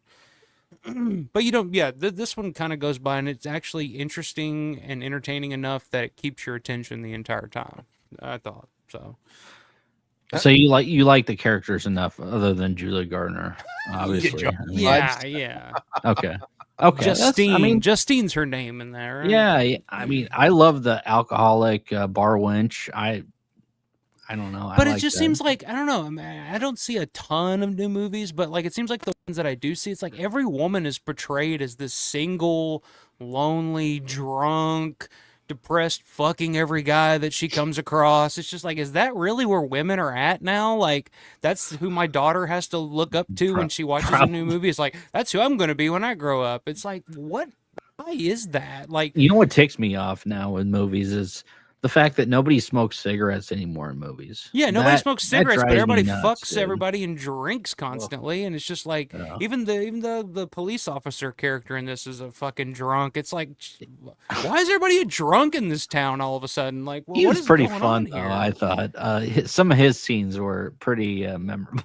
Yeah. There was a big laugh in one of his scenes there was the theater laughs. You know, like, there's some laughs in there, Aaron, which is crazy. It is. It does. There is a little bit of levity to it. I mean, it's a dark protocol. Subject, but that's protocol these days. All these movies always have to have, but you can do it right. But a lot of these movies don't do it right. They break the tone way too much. This one, yeah. You know, I don't know, but well, I'm curious to think. The comment here: as long as sex is not forced sex in movies. Sex in movies doesn't bother me either, like if it's done right. Oh, I Like, want to you- see some. Absolutely. Like there's a little No. bit in this, but it's just very like, oh, it's a Yeah. cut scene for 3 seconds, and then it's whatever. Like I sex scenes, that's fine, but it's just like the yeah. moral fabric of this character is she's just like down to, which I get it, like the idea that she's tortured by this idea that everybody in her class has disappeared or whatever, which is in the trailer, so it's not a spoiler. So I'm just saying. Well, and that's Um, what's cool about it. I mean, she's the teacher. All her students get, But they they're also gone. point out in the film that she was a drunk, she had a DUI, and she was kicked out of her last school. But And all that's this with before that. everybody, dude. It's I just like, mean, goddamn, like why is everybody a drunk these days? I don't get it. Which, speaking of, I'll drink to that. hey, there's nothing wrong with that. I'm the sober guy here. Welcome to 2025.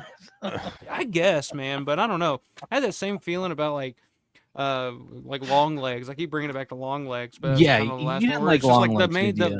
the main female character, and that's just like this. Oh, she's which they try to She explain wasn't at too the end, likable. but No, I'm she with was you just on like, that. oh, I'm so on the spectrum or whatever, and it's just like, Yeah. what is this? Like, Jesus Christ. I'm with you on that. I really like Long Legs, but no, that character wasn't too likable. I'm with No. you. Yeah. The cliche of a drunk or somebody that's got like a pill addiction and stuff like that. It sucks because some stuff has just become a cliche, and but it also really exists. So I don't know. Yeah. I think there's like Especially a line teachers, that gets crossed. I know. I don't. You know a lot of them. Yeah. That are just straight up alcoholics. Oh yeah, absolutely. My Yeah, I mean, my it mom, when exists she was now. still around, Yeah. she was she's crazy.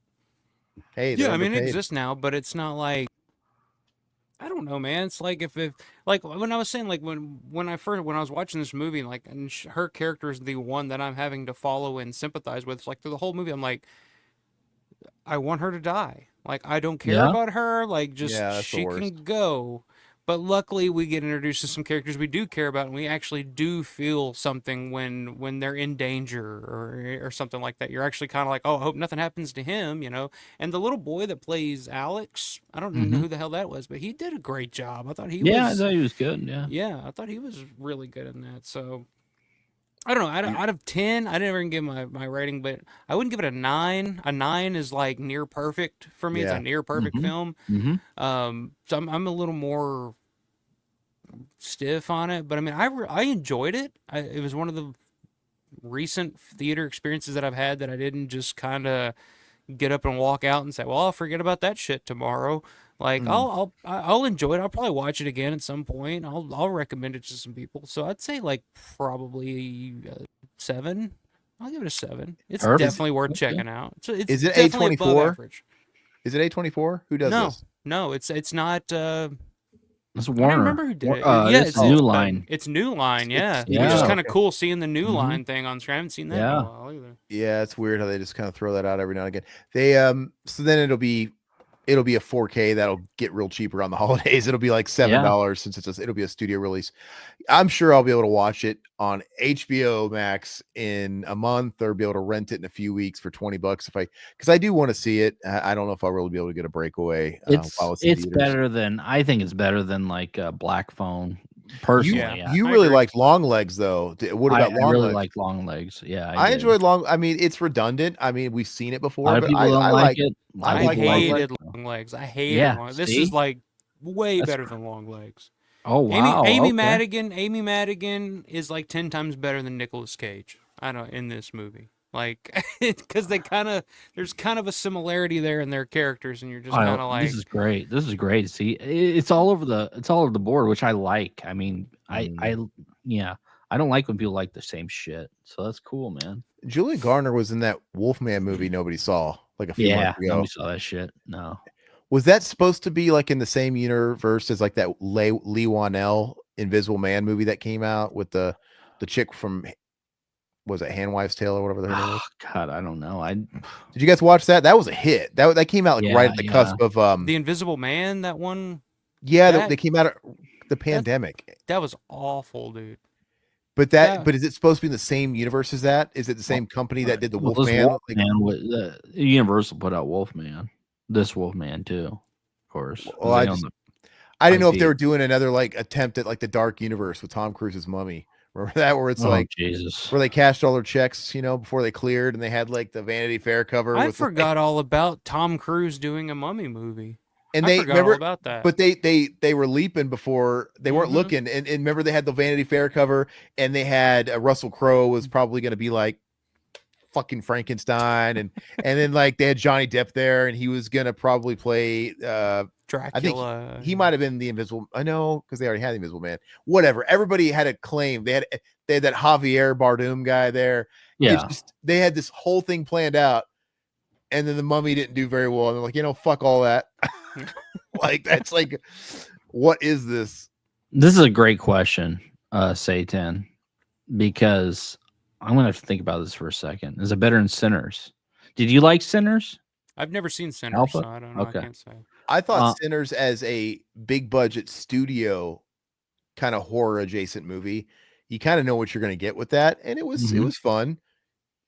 I thought, I wonder, is this like that? Is this like, do you walk into this and it's like genuinely a good movie, or it's like, hey, for a big studio picture, it's good.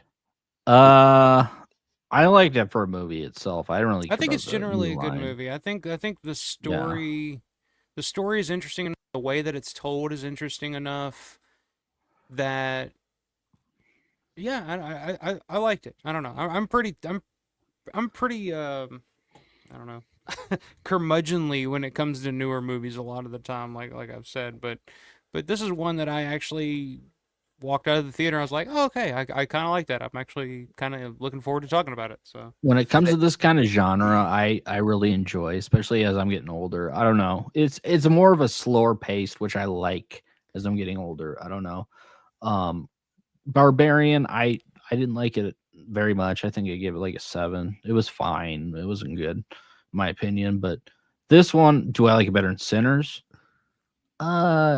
Yeah, I like the characters better. Like there's aspects of Sinners I like better, but I mean, I really like this film. I think it's the cinematography I think is really good too. So The cinematography in Sinners is good. Sinners, it is. where It is Sinners really good. shined, the sound design in Sinners was fantastic. The soundtrack was Yeah, it's fantastic. good. Just like the whole, they got, I didn't like the got- characters in Sinners, though. This is the tough part. but it was more of a spectacle. Like it was just a Yeah. feast for the eyes. It was really cool to look at and listen to. They got Lars Ulrich to play the drums during all the high amp rock stuff that's kind of going on in the Mhm. intense scenes. They got Jerry Cantrell doing the guitar. It's a weird, fun blend of we're doing this Delta Blues South thing. We're injecting it with some heavy metal. I don't know. It shouldn't work, but it really did. Satan, I'm glad I have a son. I can't imagine having a girl. I'd be really strict. Did I tell you, Todd, that I got in trouble at the day job, who shall remain nameless because I would like to keep said day job. Mhm. I got a talking to because people were asking about my impending daughter, right? And they're like, "Oh, well, wait till the boys come around." And I just said the throwaway line of, "Oh, I ain't raising no hood rats," in a very small meeting. What's wrong with that? My team is like 6 people, and I had to get a talking to because somebody in the team had a chat with my boss. They were offended. Oh, I thought you were my gonna say somebody in God, your dude. team raised a couple of hood rats.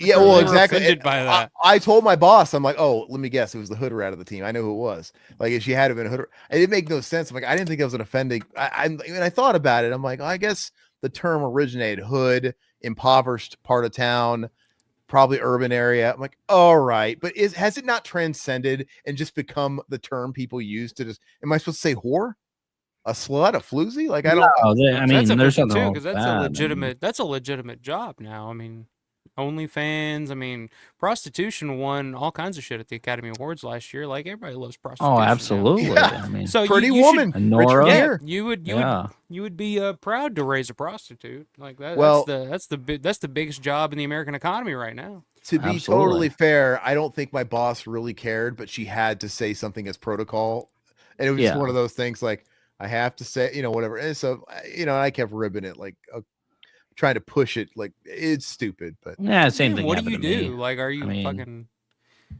what? Like, I didn't call anybody a hood rat. I just said in general. I used it in a very general sense. Like, I ain't raising. I was telling the truth. I'm not raising No, any a couple hood rat. jobs I had ago. They asked how my wife is doing. I'm like, she's fine. She's barefoot and pregnant in the kitchen. And then I almost got fired for that. You almost got me too'd for that. You were Yeah, and canceled. she thought it was funny. My wife thought it was funny. But she So, really was. That was the joke, right? yes, She really was yeah, barefoot pregnant in the kitchen. yeah, God, we say like 10 times worse shit at my job, but yeah. I Who do cares, dude? mechanical work, so it's just Yeah, like different. it's just a bunch of dudes fucking farting shit on each other all the time. Like, Look, the glory days, not as far as like not having company paid insurance and all that shit and great pay, but working in bars and restaurants back in the day, you're working with fucking ex-convicts and Yeah. there's no HR department. It literally is like that Justin Long movie Waiting, to bring it back full circle. Dude, when Waiting came out, I was working in restaurants. My whole family did, and all of it was just much too real. The bat trick, the bat wing, the showing, getting someone to look at your dick, all Oh, that happened. absolutely. Yeah. All that shit happened. Mhm. The pervert guy that's been there too long, the Ryan Reynolds fucking the 16-year-old happened. Like they nailed oh it. yeah, Whoever wrote that movie, they did their time at working at Chili's and shit like that. But yeah, but you TGIF, could. true story. I remember when I moved over to the corporate world, I had to train myself. Like I was like, oh, I can't say. I gotta have a filter now. And mixing the fact that we also do podcasts and we've never really stopped. Sometimes it was hard to. I didn't have to turn off the podcast way of talking when I went to work behind a bar because it kind of was like the same audience. And but now, dude, I got myself. Drunks. I work remote and I've worked remote for 9 years now, so I'm better off for it. Because I remember one time I was at the campus, or where we worked, the headquarters, and I was in a conference room. I was heading up a meeting, and you ever dig yourself into a hole? Stuff's not coming out right, and you keep making it worse. Every So I day. don't know how Yes. I don't know how the topic, and you guys have to give me a pass here because I'm letting you know ahead of time. I don't mean any of this. It sounds wrong. It's not the way it's supposed to come off. I had a point, but it was getting lost. Anyway, so I don't know where the topic came, but it was the topic of bad things having a silver lining.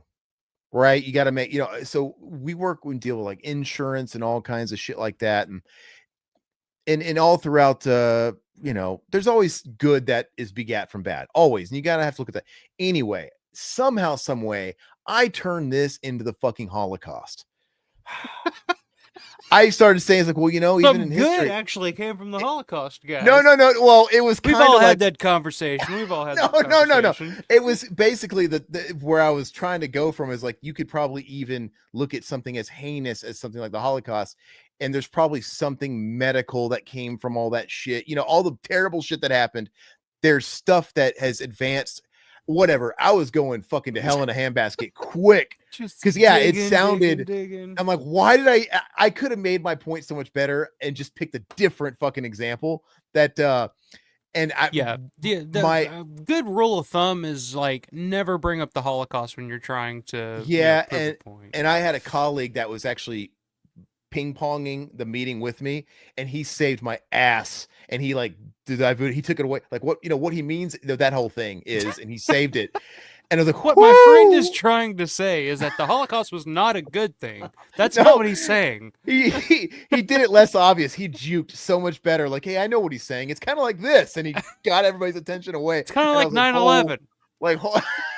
You're like, yeah, 9/11, yeah. But I'm so happy that was he when got everybody was together and we were all one, and it's like, hey, Yeah. good shit happens from 9/11, And it's like, you're fired, get out. He knew it, but that made me feel better because he at least knew that, hey, I know he doesn't mean what's going on and he's trying to get out of it. I have to save him. And luckily nothing came of that. Nobody made a fucking thing of it. But God forsake, I say hood rat in a fucking audio meeting with 6 people on my direct team, and somebody has a problem with it. I Like, don't even what? get why. Like, I don't understand why would hood rat be a thing. I get what you're saying. It's like, oh, hood rat, whatever. But that's like an elementary term. I feel like, I don't know. It's like, oh, you doing some hood. Like we used to say, because I grew up. And I grew up around, like, I grew up kind of poor and kind of like went to like ghetto schools and shit like that. And like, that was just like, that's some hood rat shit right there. Like, oh yeah, that's some hood rat shit. Yeah, I never Robert, even thought of anything. I was just like, ultra sensitive, man. Well, it's getting better. It's getting better. It really is with the culture and stuff. But no, dude,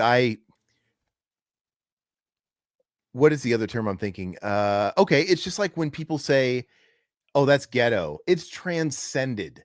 Like everybody uses it, and Oh yeah. and if they really wanted to press it, I told my boss, I was like, I literally grew up in the Memphis ghettos. Can I not say it? Like it has nothing to do with skin color. Like, dude, I literally grew up poor. I literally you- was I was Yeah. the Did you grow up minority. in Memphis? Did you grow up in Memphis? A big portion of my young childhood. Yeah, I lived, and I Oh. mentioned I lived in Kentucky for a small time. My dad's side of the family, actually, my mom and dad met in Memphis, and my mom grew up in Memphis too. Oh. My dad's side of the family never left Memphis, so and then I my used to mom's side. live like when I was young. I used to live in Olive Branch, so yeah, I know about Memphis. Do you know Bartlett? Oh yeah. That toilet. I used to live in this shitty rundown trailer park called Green Acres. And I'm talking when I say Green Acre, they have to That's give it the a name pretty of name. every. That's the name of every fucking rundown trailer park in the United States. Green Acres. Welcome yeah. home. Oh, I didn't get an acre of land. Great. Did you? It's like where's these acres, man? Oh no, And yeah, I'm with you. I grew up in a fucking trailer, dude. Like that was the first place I lived when I was born. We lived in a trailer park. And I it was like, wasn't whatever. it wasn't one of these nice fancy manufactured homes they Yeah, got no, now. no. It was you could see the wheels and you were Yep. literally But you had to put fucking- up that vinyl fucking thing around it, you know. So then every now and then the dogs would get under there and tear them out, so they could crawl into there and have babies and shit. Oh yeah, I've been there. I know. well in Satan the Ugh. person that first of all what's funny is the person that was offended, dude. 6 people are on our team. It doesn't take hard. It's not hard to eliminate Yeah. because I pretty much have a good rapport with. She was the only one that I didn't really know super personally, so I'm like, it has to be her. And she got fired the fucking day after she had that. It's like, why are we even having this conversation? She got fired, Yeah, that's ridiculous. and she was telling me after she had been fired. Like, why is this even a thing? But no, it's just, and she wasn't black actually either. I think she was Latino. I guess I don't know, but that doesn't mean anything. Maybe she had mixed kids. Maybe she had a black kid. You don't know. I'm not assuming. Remember a minute But ago we were talking about digging that hole? No. I know, right? She may have been, It's I don't deep, know. man. All I mean is, She could have been. I don't know. Julia you Gardner. know. I love her, man. So yeah, No. weapons 7 out of 10. all I I'm like saying it. is, people take ownership of certain terms, but when you say ghetto, I'm like, dude, I grew up in a ghetto. Yeah, there's nothing wrong. Like I grew up in a ghetto. I was the minority yeah. in the place I grew up. So why does certain people get offended at certain stuff? And I guess it's not my place to say what you can and can't be offended at. That's fine. I don't But- think people get. I honestly don't think people genuinely get offended by a lot of this shit. I think a lot of it is they have to point it out, or else they feel like they're not a good person. They have to say like, "Oh, that's offensive," because if they don't, then it's like, "Oh, I'm compliant with this offensive language or this offensive terminology," and it's just like, no, you don't give a shit. You're just trying to put on this facade of like, oh, I'm a good, caring person. It's like, no, you're not. Like, because if you were, you wouldn't give a shit. Like most people don't. Cares? Like, People call me yeah. white trash. I don't care, man. I say it all the Whatever. time. Yeah. I'm a fucking hillbilly from Kentucky. I don't Yeah. care. Like that's who I am. Like that's what I grew up. I grew up in a holler in the hood. That's what I tell people. I grew up in a holler in the hood. Like There you go. so That's it's both just like, worlds there. yeah. Hey, Robert, let me tell you, Green Acres was not the place to be. My earliest memory, one of my earliest memories, I was probably like going into kindergarten. So sorry guys, my birth. Sometimes it's faster than the mute button. But I was 4 when I started kindergarten, so that's kind of where my memories start is 4. I don't really remember a whole lot before that. One of my earliest memories in this trailer park was the neighbor, the boxcar next door, the guy fucking yelling from the inside, and then my dad busting through the screen door. He had robbed him because my dad was a junkie. Jesus Christ. And I don't remember any guns going off or anything, but I just remember my dad fucking running out the fucking trailer with probably had a purse or something. I don't know. during these times, I remember watching my dad on the 9 o'clock news with the helicopters looking for him. Down the street. But yeah, That's my daddy. Where's Yeah, Daddy going? what does that make? Dude? Oh, that made me think of Terminator 2. Don't hurt my daddy. Terminator. Yeah. I would have been like, hurt him. Dude, we got held up in Memphis. I don't remember if we were technically in Bartlett. I don't really know where we're driving, but we lived in Bartlett. So maybe it was in Bartlett. I remember at a red light, we got held up at gunpoint and our car stolen. Jesus. And I'm surprised I'm not more traumatized by that. I never really was I forgot all about it. But yeah, we didn't get shot. It's not like my dad you know what? It's just like Terminator again. Who knows? Maybe killing a father would prevent a few wars. If he would have put a hole in my dad's head, it probably would have saved us a lot of heartache. Would have stopped a few wars. Yeah. Yeah, Miles Dyson. You just can't. Why? Why? Yeah, exactly. Yeah. You're probably the guy who probably robbed us. Probably did look like Miles Dyson, Todd. All sweaty, jonesing for a fucking rock, dude. Sitting there holding the detonator, just going. I don't know how much longer I can. It's so great. He invented edging, Hold dude. it. He did. But yeah, we're going all over the fucking place. Sorry, guys. You guys, I'm having fun with it. Do you guys have anything else you want to talk man. about before we kind of start winding down? Or I don't know. Yeah, check the chat real quick. I'm afraid to. What are they saying? Oh, Satan's. Wow. Okay, Memphis gang. Here we go. Yeah. Did you grow up in Memphis? Like or? a Tennessee thing. She got off easy in Memphis. Mm. I remember my uncle was taking a trip to Memphis for something. My grandpa was like, "You're taking a gun with you, right?" Just like, yeah. Memphis is a rough fucking joint. Like Olive Branch, like where I grew up, it was kind of like 5 minutes outside of Memphis, but it was like total like white suburban, like Yeah, like because it's Mississippi, like right across the border, Tennessee Mississippi border. Oh, but, we like, know. We would Tunica. always hear stories about Oh yeah, Tunica. Oh yeah, my parents would drive down Tunica. They'd drop us off at this arcade, and then they'd go gamble for a couple hours, and we'd just be running wild in this fucking arcade. that's great, man. That's good memories, though. But man, yeah, we always used to hear. We'd go to Germantown. We'd go to the outskirts of Memphis, but very rarely, unless we were going to Liberty Land, we would stay the fuck out of Memphis. Like Liberty Land, dude. I haven't heard Liberty Land in years. Is that still around? No, I think they closed that years ago. Dude, you just flooded back memories. Like I forgot all about we used to go Liberty every Land. summer, man. Wow. Yeah, Liberty Land. Todd, Memphis is where I talk about the ghost of my grandmother's uncle. My grandmother had a house. I believe it was like Cherry Hill was the neighborhood she called it. I don't really know if that was. They just used to always talk about the house in Cherry Hill. Anyway, I do know one of her across the street neighbors used to be a session guitar player for Elvis for a brief time. Apparently, this is what they all tell me. Whether or not he was a fucking drunk or whatever, but probably both. She lived in this house. It's just like a ranch style home. And we would sit up and watch the 9 o'clock news, and that was usually my cue to go to bed. And I had a little kiddie bed set up in the hallway, so just a real small floor plan. Front door, living room. To the side here's like the kitchen and like a patio, and then the hallways down here, and it leads to the bedrooms. No big deal. We're sitting in the middle of the room. Around the same time every night,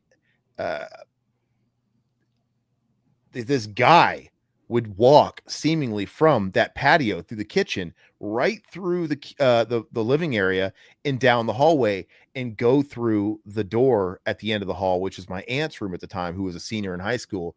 And I never got to really experience it except for a couple of times. One time, I don't remember, it's just like an afterthought, but I was staying up at Christmas time because you remember at 9 o'clock news, they'd be like, "Oh, Santa was sighted flying over, for the kids." Yeah. Mm-hmm. And dude, I remember this guy. I'm like, who the fuck is this guy? Just out of my peripheral walking behind me. I didn't think anything of it. I'm like glued to Santa. And he didn't look like a ghost or an apparition. He was just a fucking guy. And he wore like a Hawaiian shirt. I don't remember what his pants looked like, But it was just Is a he dude. coke dealer? I remember you telling me about He this. looked like he looked like Ghost, dude. Pablo Escobar flying in from fucking Costa Rica Yeah. or whatever. Yeah. But and I remember not thinking much of it because I'm in the first grade. And there was another time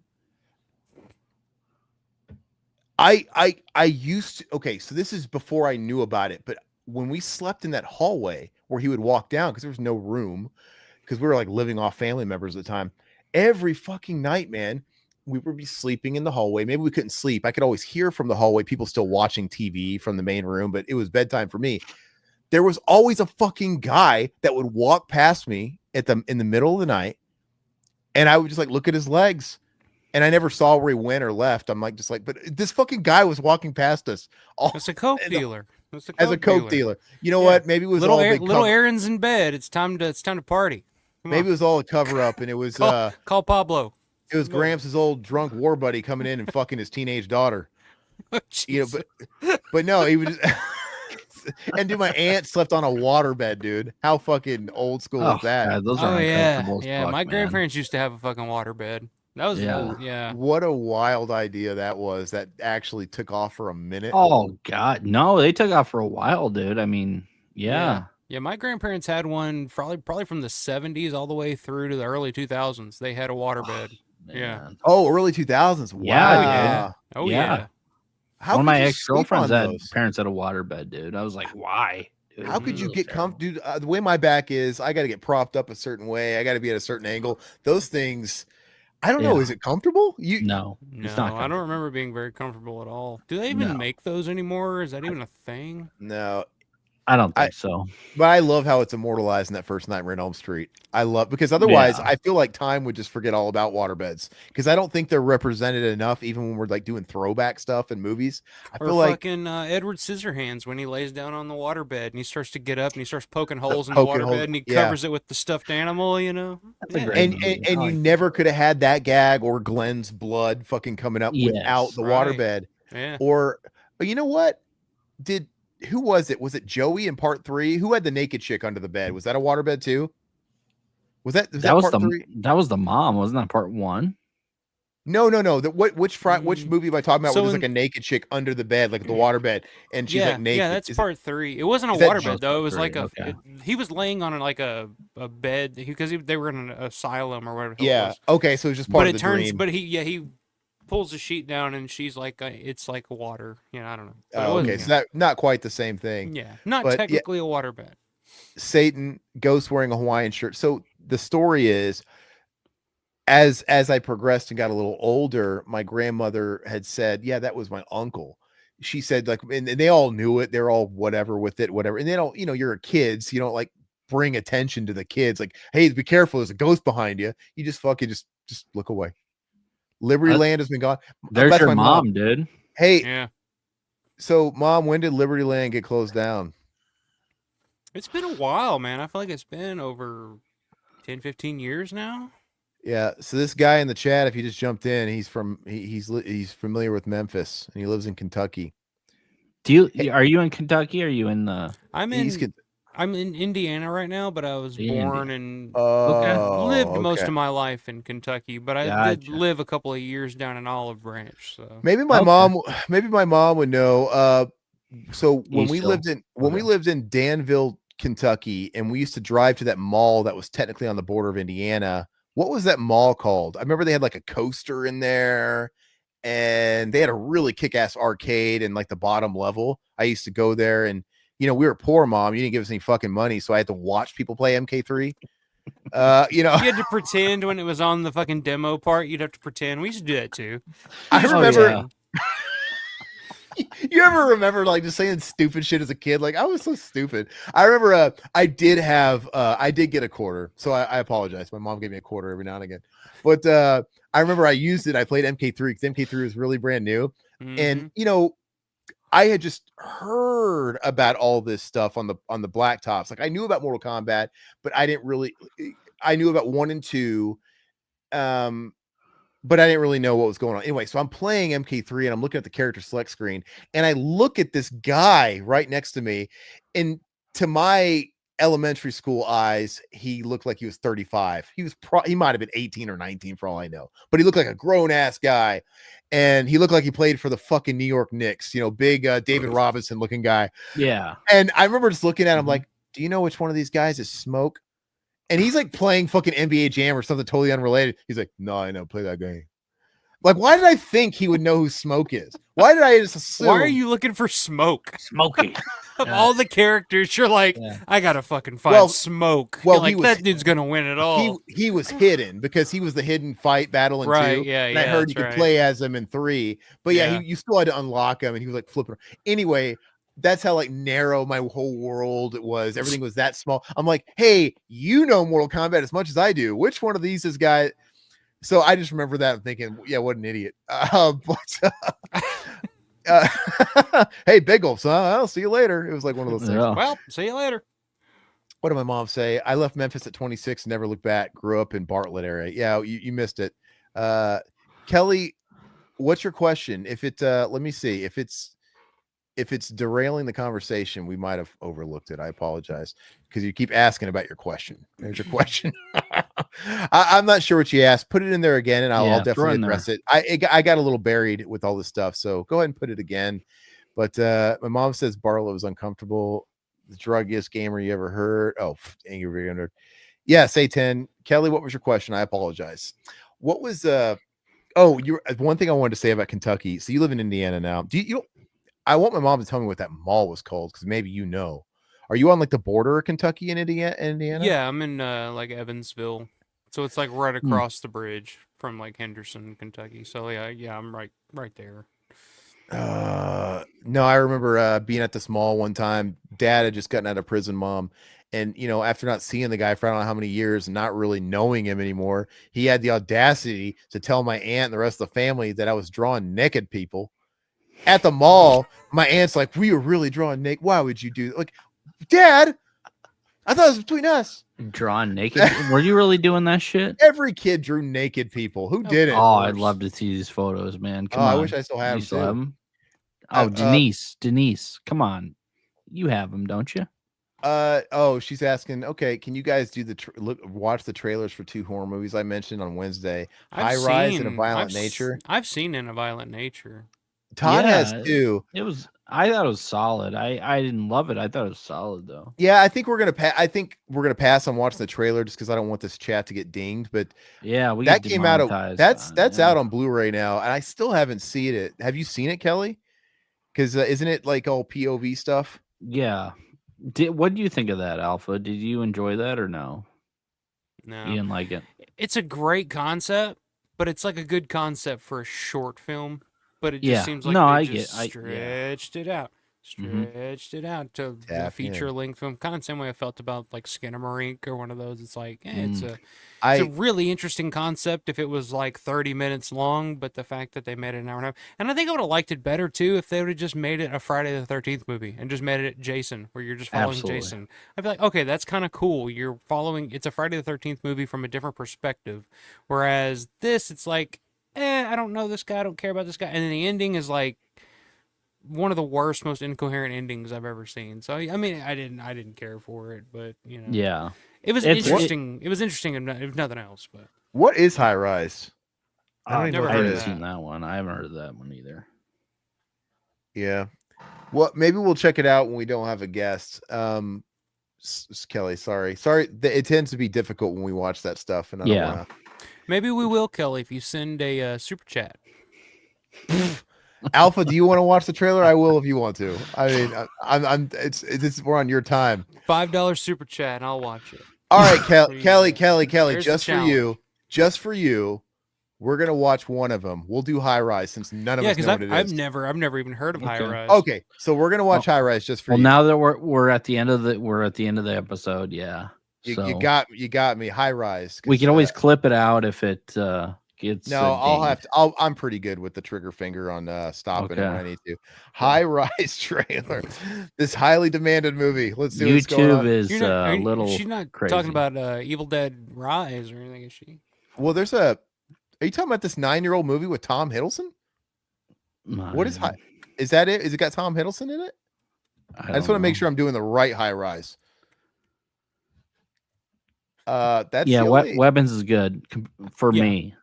Yeah, High Rise. it's Is there? solid. Oh, maybe I there's a liked it. horror. Satan. Yeah, I liked it. I'm good with it. I Okay. was happy to watch it. Yeah, I'm glad I saw I'm it. glad you liked it. I mean, at least I didn't tell you to go to a movie that was terrible. I mean, that's Which I was totally, honestly, man, I was totally expecting it to be shit. Because I go to the Okay. movies all the time, and people are like, "Oh, you got to see this Yeah. movie, you got to see that movie. It's so great." And then I watch it, I'm like, I don't get it. It ain't for me.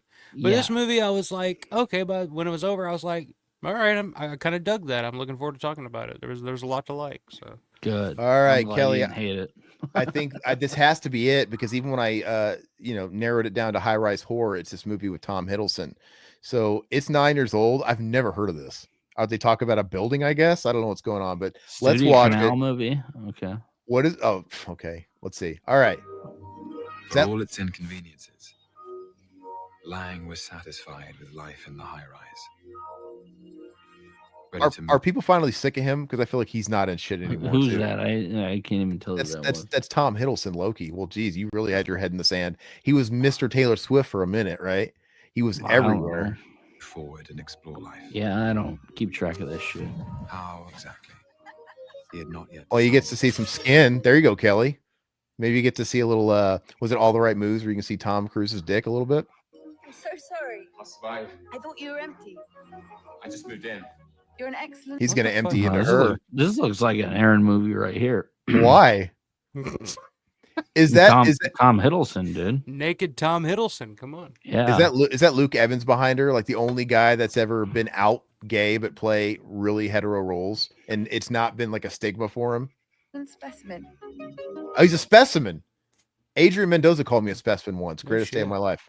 Why don't you come out later and have a drink? You don't know how things work around here, do you? Someone's gonna get raped.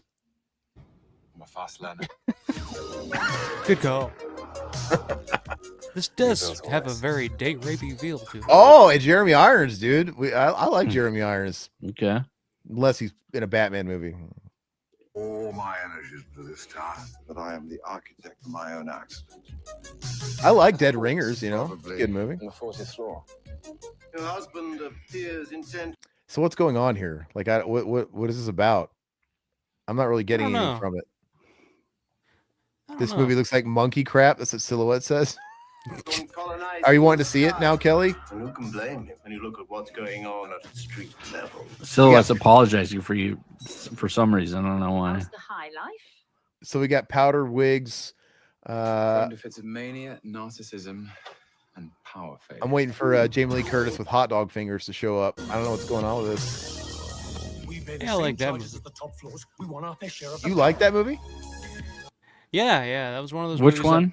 that, Everywhere, Everything, whatever the fuck that movie's I never called. saw that. Yeah, I Everything, never saw Everywhere, that. All at Once. It was, That was a one of those and movies done. that I had never heard of, and like my Mhm. buddy was like, "Dude, you guys see this movie?" And that's one I went to and was just like all like blown away by. I was really into it. I actually went again. I went and took my fiance to it. She hates everything. She's not a movie person. Yeah. And she was after it was over. She was like, "I'm really glad you took me to see that. That was great." That's cool, man. Yeah. I can't stand that woman.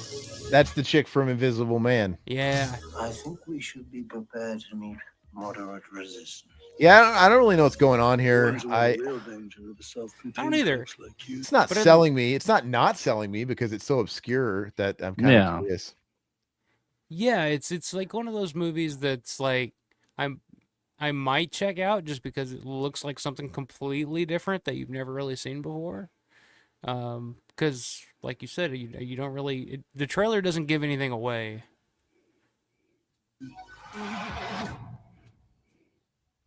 Perhaps you're right.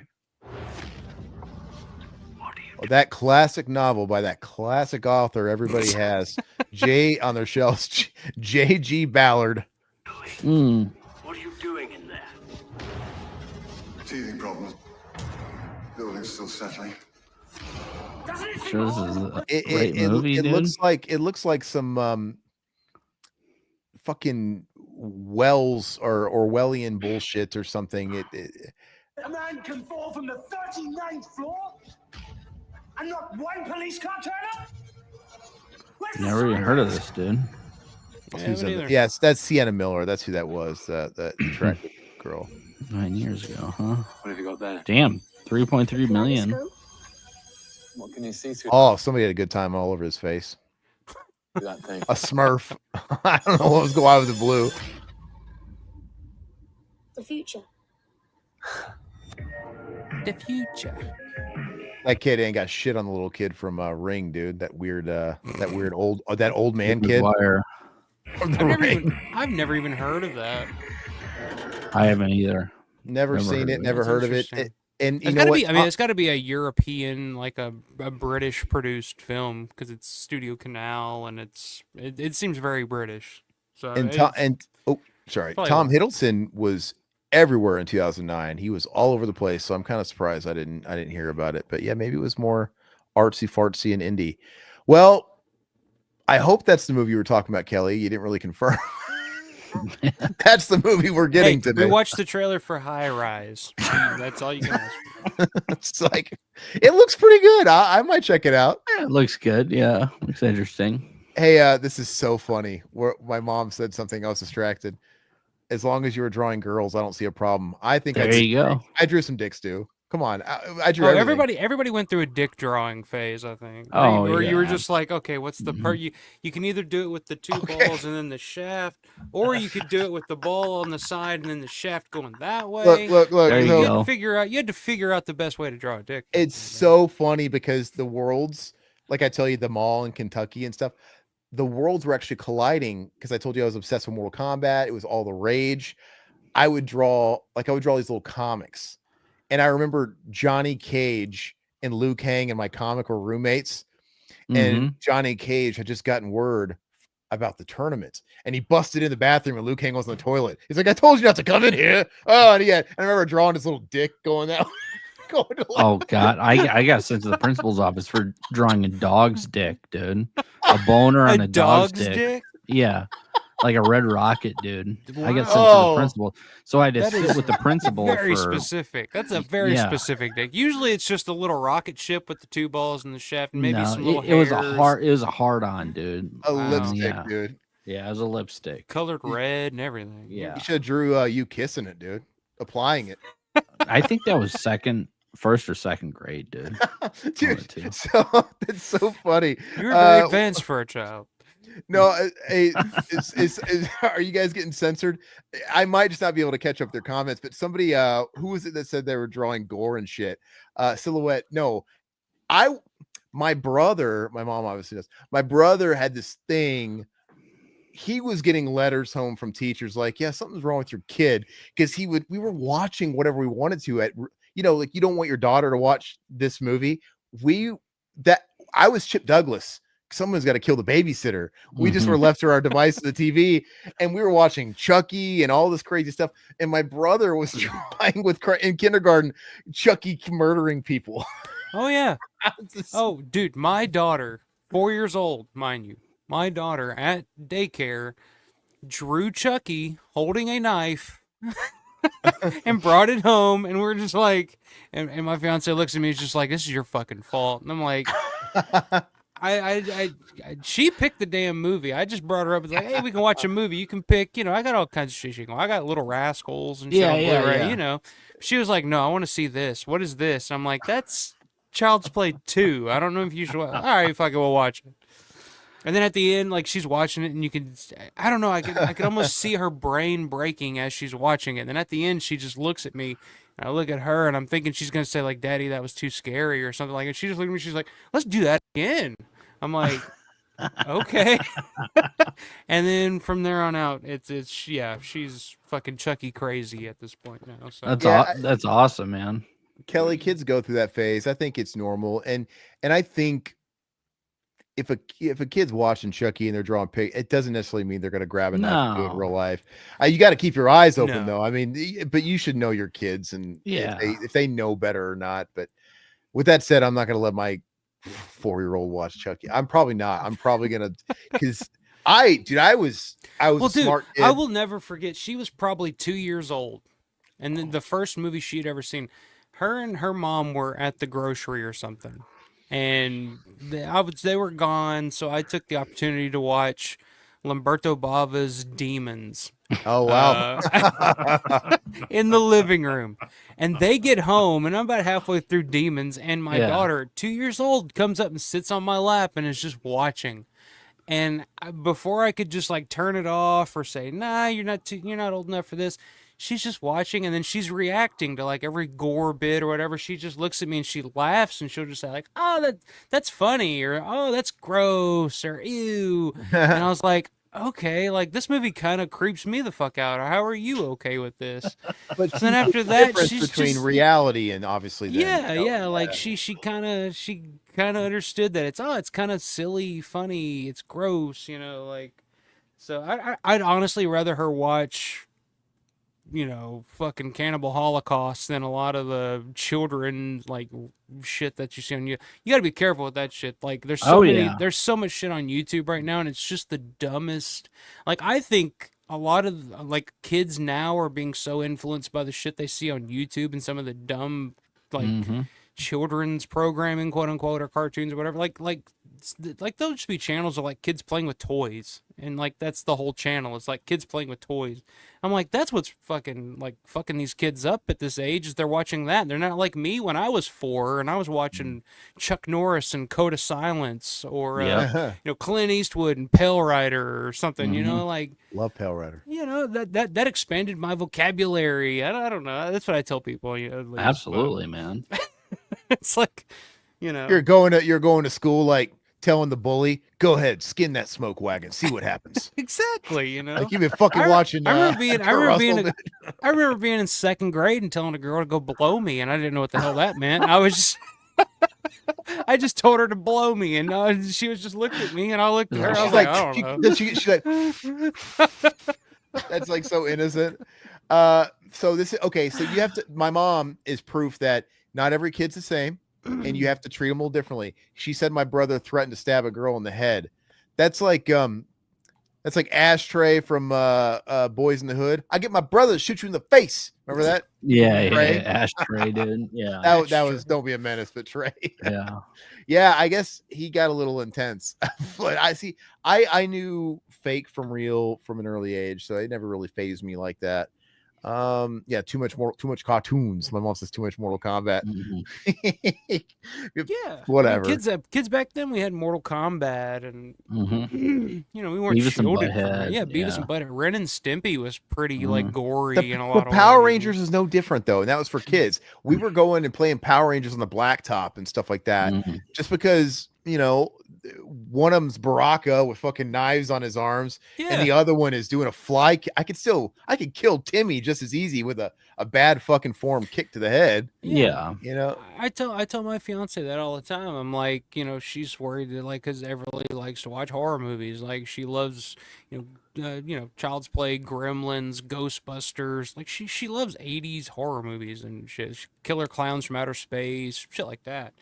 She's like, she's gonna go to school and like hurt kids and stuff. I'm like, no, you're more likely if she was watching, Batman or Superman or any of these other where it's just a movie about people fighting all the damn time. Like she's gonna learn more from that than she will watching Chucky beat a teacher to death with a ruler. She's not gonna try to do that. I mean, she knows she could. I told her like only if the teacher deserves it. I like it, or she'll take an air pump like he did. I love that look on Chucky's face when he stabs with the air pump. Like, yeah. I love that one. That was like that's just over the top shit. Whereas like she can actually go to school and think she's Batman and just fucking just uppercut a kid. Like I don't know. I'm with you, Alpha. I mean, my 4-year-old's the same way. Loves scary shit. So not Chucky yet. I need to get him into Chucky. So Serbian film. I don't want to talk about that movie. No. Hey, what's funny though is, Killer Clowns is perfect, dude. Because like, she's gonna bring a popcorn gun to school. Yeah. It's just so great. Yeah. She's gonna turn him into cotton candy or something. It's like no. Monster Squad. Yeah, it's pretty great. No, hey, bro, you're not outspoken. We're just getting a lot of comments. It's just kind of hard to keep track of everything.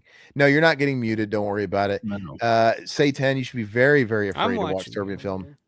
Don't watch that. I'm not. I've never watched a Serbian film, and I don't think watch I ever will. I I refused at a protest to not watch it. And then one time we did a commentary where we let Mac and Zach choose the film, and that was kind of the theme. Like, okay, I'm surprised with the movie, and they, sure enough, they fucking chose Serbian film. And I sat there for the commentary, and I'm watching it, and it was, I have to say, it's gnarly and it's bad, but honestly, it was a bad movie. And like it was shock for the sake of shock. It wasn't even, I thought it was going to be disgusting and over the top, but like try and be overly artsy. No, it was just a bad movie too. Well, And I'm gonna tell you this. I'm gonna tell you this. I know you're about to be a father any moment now. And I'm gonna tell you this. Like when I was younger, like in my teens, early 20s, like I would watch anything. I don't give a shit. I'd go to rotten.com and watch people get beheaded. I didn't give a shit. Didn't bother me. Now that I'm a father and like there's a lot of shit that I just like I'm a little more sensitive to now. I'm with like you. Yeah. like even like a movie that I grew up like loving, like Last House on the Left. Like I was obsessed with that movie when I was in like late teens, early 20s. I just loved it as a film. Like I was just like, wow, this is crazy. Whereas now, like I don't even want to watch it. Like I'm just like I'm older and softer now, and I'm just like I don't know. I'm too much. I have my lines. I totally get it. When I was back in the day. I totally get it. It's still one of my favorites, but no, I totally get it. I bet Todd has boys. Todd has boys. Oh, well, you're good. I got a girl and another one on the way. So now I'm thinking of it. I'm watching it a little differently now. I'm like, I totally understand, man. I totally understand. Todd's kids are gonna fucking. Don't even. Listen. No, Todd. I'm saying Todd's kids. Todd's kids are Krug and company. Go ahead and say. No, Todd's kids are gonna have a one-on-one with Dad. They're gonna be like 15 and talking about the first piece they got. And you're gonna high five them. Whereas my daughter, if I find out, it's fucking over, man. Over. Yeah. My daughter's already kind of getting interested in why people kiss because she saw one of my posters I have for There's Always Vanilla, the Romero film. Oh yeah. It's The Affair, and on the cover it's two people kissing, and she pointed at that the other day and was like, "Are they kissing?" I'm like, "Yeah, they're kissing." She was like, "Why are they kissing?" I'm like, "Well, I have to explain." It's like, well, when people love each other and blah blah. So now she's like obsessed with like kissing. She was like, "Oh, I love you. I want to kiss." I'm like, "Oh no, you don't want to do that. There's no." What? I hope they don't like feet. No. No, listen. The point and moral of it is, don't tell people. Who cares? Like, what? Hopefully, they don't go around telling people. You should never know your kids like feet. I don't want to know. I don't want to know. Yeah, what that's not something I ever told my parents. I was like, "Hey, Mom and Dad." I mean, you could pay me enough, I guess, to suck a toe, but even then. Hey, Gushy, what's going on? Great show tonight. Thank you. Yeah, boys are totally different. Gosh, I was going to say something about this whole topic and I lost it, but I don't know. It's been a fun show tonight. I appreciate Alpha coming on, and it's been, man, anytime. It was fun. Yeah, sorry I was late, but yeah, no worries, brother. I was expecting because the movie started at 7, and I was like, "Oh, okay, 7. It's 2 hours. I'll be out by 9. I'll get home, you know." But then, of course, they had to go on and play like 30 minutes of fucking trailer, so it didn't start till like 7:30, and I was like, "Jesus Christ!" Which, by the way, AMC they finally start. I mean, you go to a movie enough, hey, it starts. I got like X amount of time. They started showing on the app for AMC that the movie starts 25 to 30 minutes after the start time. Yeah, I saw that too. They started telling people, which, most of us knew it already, but yeah, man, it's like, I'm sure the advertisers appreciate that. It's like, no, we want to trick them. That's the whole point. Tell them it starts now. So they're stuck here to watch the ads.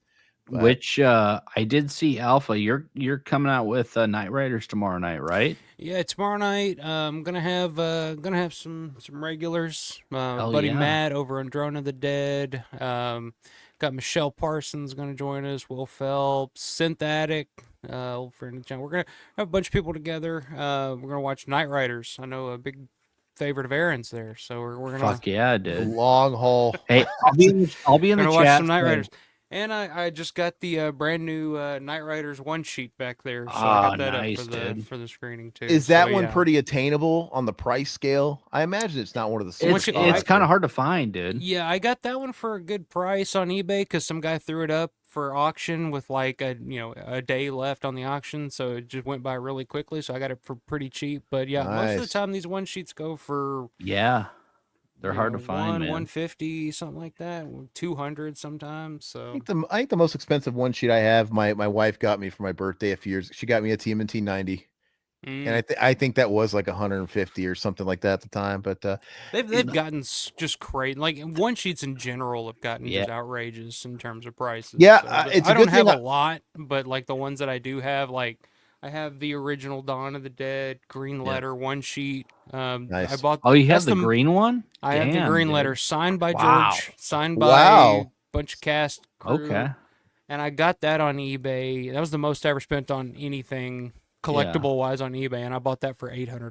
Yikes! I don't blame you. That's a Yeah. bargain for that. But green that was letter, like, dude. the Green Letter poster. That was like my white whale. That was like the one thing I needed. It was Absolutely. like I love that poster, and so. But yeah, It's a like good- for the most part, like I'm good with just I like the little like old school ads that they would have in Variety or something like that. Like I love collecting shit like that because that's it's just But yeah, one sheets in general are pretty fucking expensive unless you can find just a ridiculous deal like I did on that Knight Riders. It's Or you're like me and you actually genuinely like the sequels, because like I don't have a Rocky 1 poster, but I can afford all the Rocky sequels. Yeah. I don't have it. I don't have Aliens is expensive, but I don't have Alien. But I like Alien 3. I have the one sheet. That's dirt cheap. You could buy. So you like Alien 3? I do. I have an Jesus. affinity. I have a certain affinity for it. I don't think it's a great look. We've talked ad nauseum about Alien 3 on this channel. And I'm not gonna start a whole new podcast right now. That'll be a whole new conversation. Look, I am just a huge Alien fan to where I grew up. It was iconic. I loved all the stuff. I was obsessed with it. And I know it's got its problems. And I know there's like the assembly cut and there's all these different cuts of it. And it's not perfect. It's almost a fantastic movie. Almost. I'm aware of the problems. And it's a little long in the tooth, whatever. On that note, as a segue to end, by the way, you're getting a lot of love here. Stay 10. Go ahead and do it. Nothing's stopping you. Go ahead and sub to Alpha. And go over to Alpha. Appreciate it. Especially tomorrow. I mean, he's doing the live show. No stranger. He says, love you. Ooh, you got a God bless you out of it. I love you too, Nice. Robert. And it's a love affair between me and Robert. Robert's my boy. So always love seeing Robert in chat. And Silhouette, maybe you're like our Robert, but you did not you weren't too edgy today. It was literally just the fact that we couldn't keep up. If you did say something edgy, I might have missed it. So I don't think you got blocked or anything. Hey, I was going to say it was an edgy show. It was an edgy show. It was fun, so man. It was okay. Did what I wanted to end with is are you going to watch Alien Earth? Do you have any interest in Alien at all? Are you going to watch the series? Who, me? No. Yeah, you. No, I'm good. I'm Really? not a big Alien fan in general. Okay. Like even the first Alien, I'm just kind of like Wow. warm on. Okay. I'm like, it's Okay. good, but it's not one I go back to very often. So everything you just said about Alien 3 is just fucking not valid to me. You're like, because you don't even like the first one. No, I do like the first. No, I do like the first one, but I don't just like. It's not one I go back to very often. I like it better. I like Alien better than Aliens. Me too. And then I do too. Then I tried to go back and rewatch Alien 3 because I was like, it's one of those situations where it's like, oh, I remember hating this movie, but like as I've gotten older and my taste changed, maybe I'll go back and appreciate David Fincher, for God's sakes. Like, there's got to be some redeeming quality about it. And I went back and tried to rewatch it, and I turned it off halfway through. I was like, this is just dog shit. Like, I can't. But I don't want to get you. I don't want to get you going. I apologize. No, I like this. So keep going. Keep going. No. Hey, Silhouette, this is your first show without. We also did the Martin commentary with Alpha. Go back and check out that if you haven't caught up. But yeah, check out his channel, man. What do you have a steady stream schedule, by the way, or is it just kind of whenever? You're usually Sundays, aren't you? Sundays, Saturdays, whatever. Okay, You choose the weekend, Saturdays or Sundays, unless every now and then I'll pop in on like in the middle of the week if something, some breaking news, some breaking Romero news happens, or I decide to do a watch along halfway through the week or something like that. But most of the time it's like Saturday or Sunday on the weekend. So well, we're gonna link his channel in the description, but also at Alpha Romero, Dawn of the Dead, he comes right up. If just search him that way. Only podcast I watch is Alpha Romero. So go watch Alpha Romero. Oh. Well, typically, if you type in Alfa Romero in YouTube, it'll just pop up a bunch of car shit. Because when I Yep. started the channel, I just thought Alfa Romero was a funny title because of the car Alfa Romeo.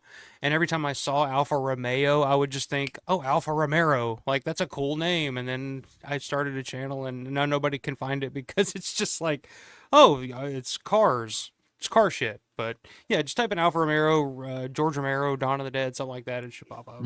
That's your question, Alpha. Is Romero your favorite director? Yeah, he's one of them. You know, he's Yeah. all right. I thought he was He's the all guy. right. Yeah, he's the guy. Yeah.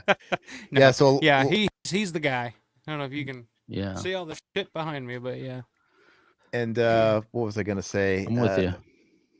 Oh, speaking on that, the searchability, we finally took over all the churches. Now when you type in Revival House, we do come up as it rightfully should be. Hell We were yeah. getting buried by churches. And we finally took the church down. No, I'm just kidding. But Religion has become so unpopular that all of a sudden no, you guys have taken over the revival. Well, now. no. We didn't really think it through because revival, I get it. Christianity makes sense. I mean, I'm a Christian too, but obviously our angle was revival cinema, revival. Yeah, theater, Revival House. Yeah, Is a and cinema. I yeah. felt like it was, I don't know, because people literally took revival house church, revival Yeah. house. I'm like, Oh, I yeah. thought that was just Two like a very cinema- prominent words in religion: revival Mhm. and house. Mhm. Like it's always the house of worship, house of the Lord, house of this, house of that. We're screwed. Yeah. Yeah. So No, we got it until they're on our tails again. But you know, Yes. we You just just gotta keep it up so you can Keep it 'em going. At bay. Yeah, keep them at bay. Like Well- and subscribe. Come on, guys. Yeah, We need to keep this get- going. we got the Get rid of the copyright to church. go after every one of their asses. All right, no. Just Church kidding. burning, bring it back. No, I'm just Just kidding. kidding. No, terrible. All right, guys, All right, we're gonna Satan. go. Satan. Of course, you endorse this. We're out. All right, guys. Wait a minute, you're telling me Satan endorses that thought? Come on. You know what's funny? Really, last week was the first week where I put 2 and 2 together, and Satan was Satan, and he has a picture of the devil on his fucking avatar. I fucking never even thought like, what Satan? Oh, How did you not notice that? He's been in here for like 3 or 4 months, dude. All right, guys. On that note, I'm an idiot, and we're gonna have a good night. Hopefully, you guys have a good night, and hopefully, I got a baby. And if we're still waiting, I'll be on there Tuesday doing Alien Earth with Todd. If not, Todd's gonna be here, and we're gonna cover Alien Earth every I'll be here single week. Tuesday. Go to Alpha's channel tomorrow night. So Yeah. All right, guys. Later. Bye. See you guys. Big thanks to our awesome members for keeping Revival House alive, and to all the subscribers hanging out with us. You're the best. If you enjoyed the episode, go ahead and hit like, subscribe, and ring the bell. We've got thousands of hours of content and cover a wide variety of horror films, so there's always something new and creepy coming your way. We'll catch you next time for more spooky fun. Now you know what we are. Now you know what you are. You'll never grow old, and you'll never die, but you must feed.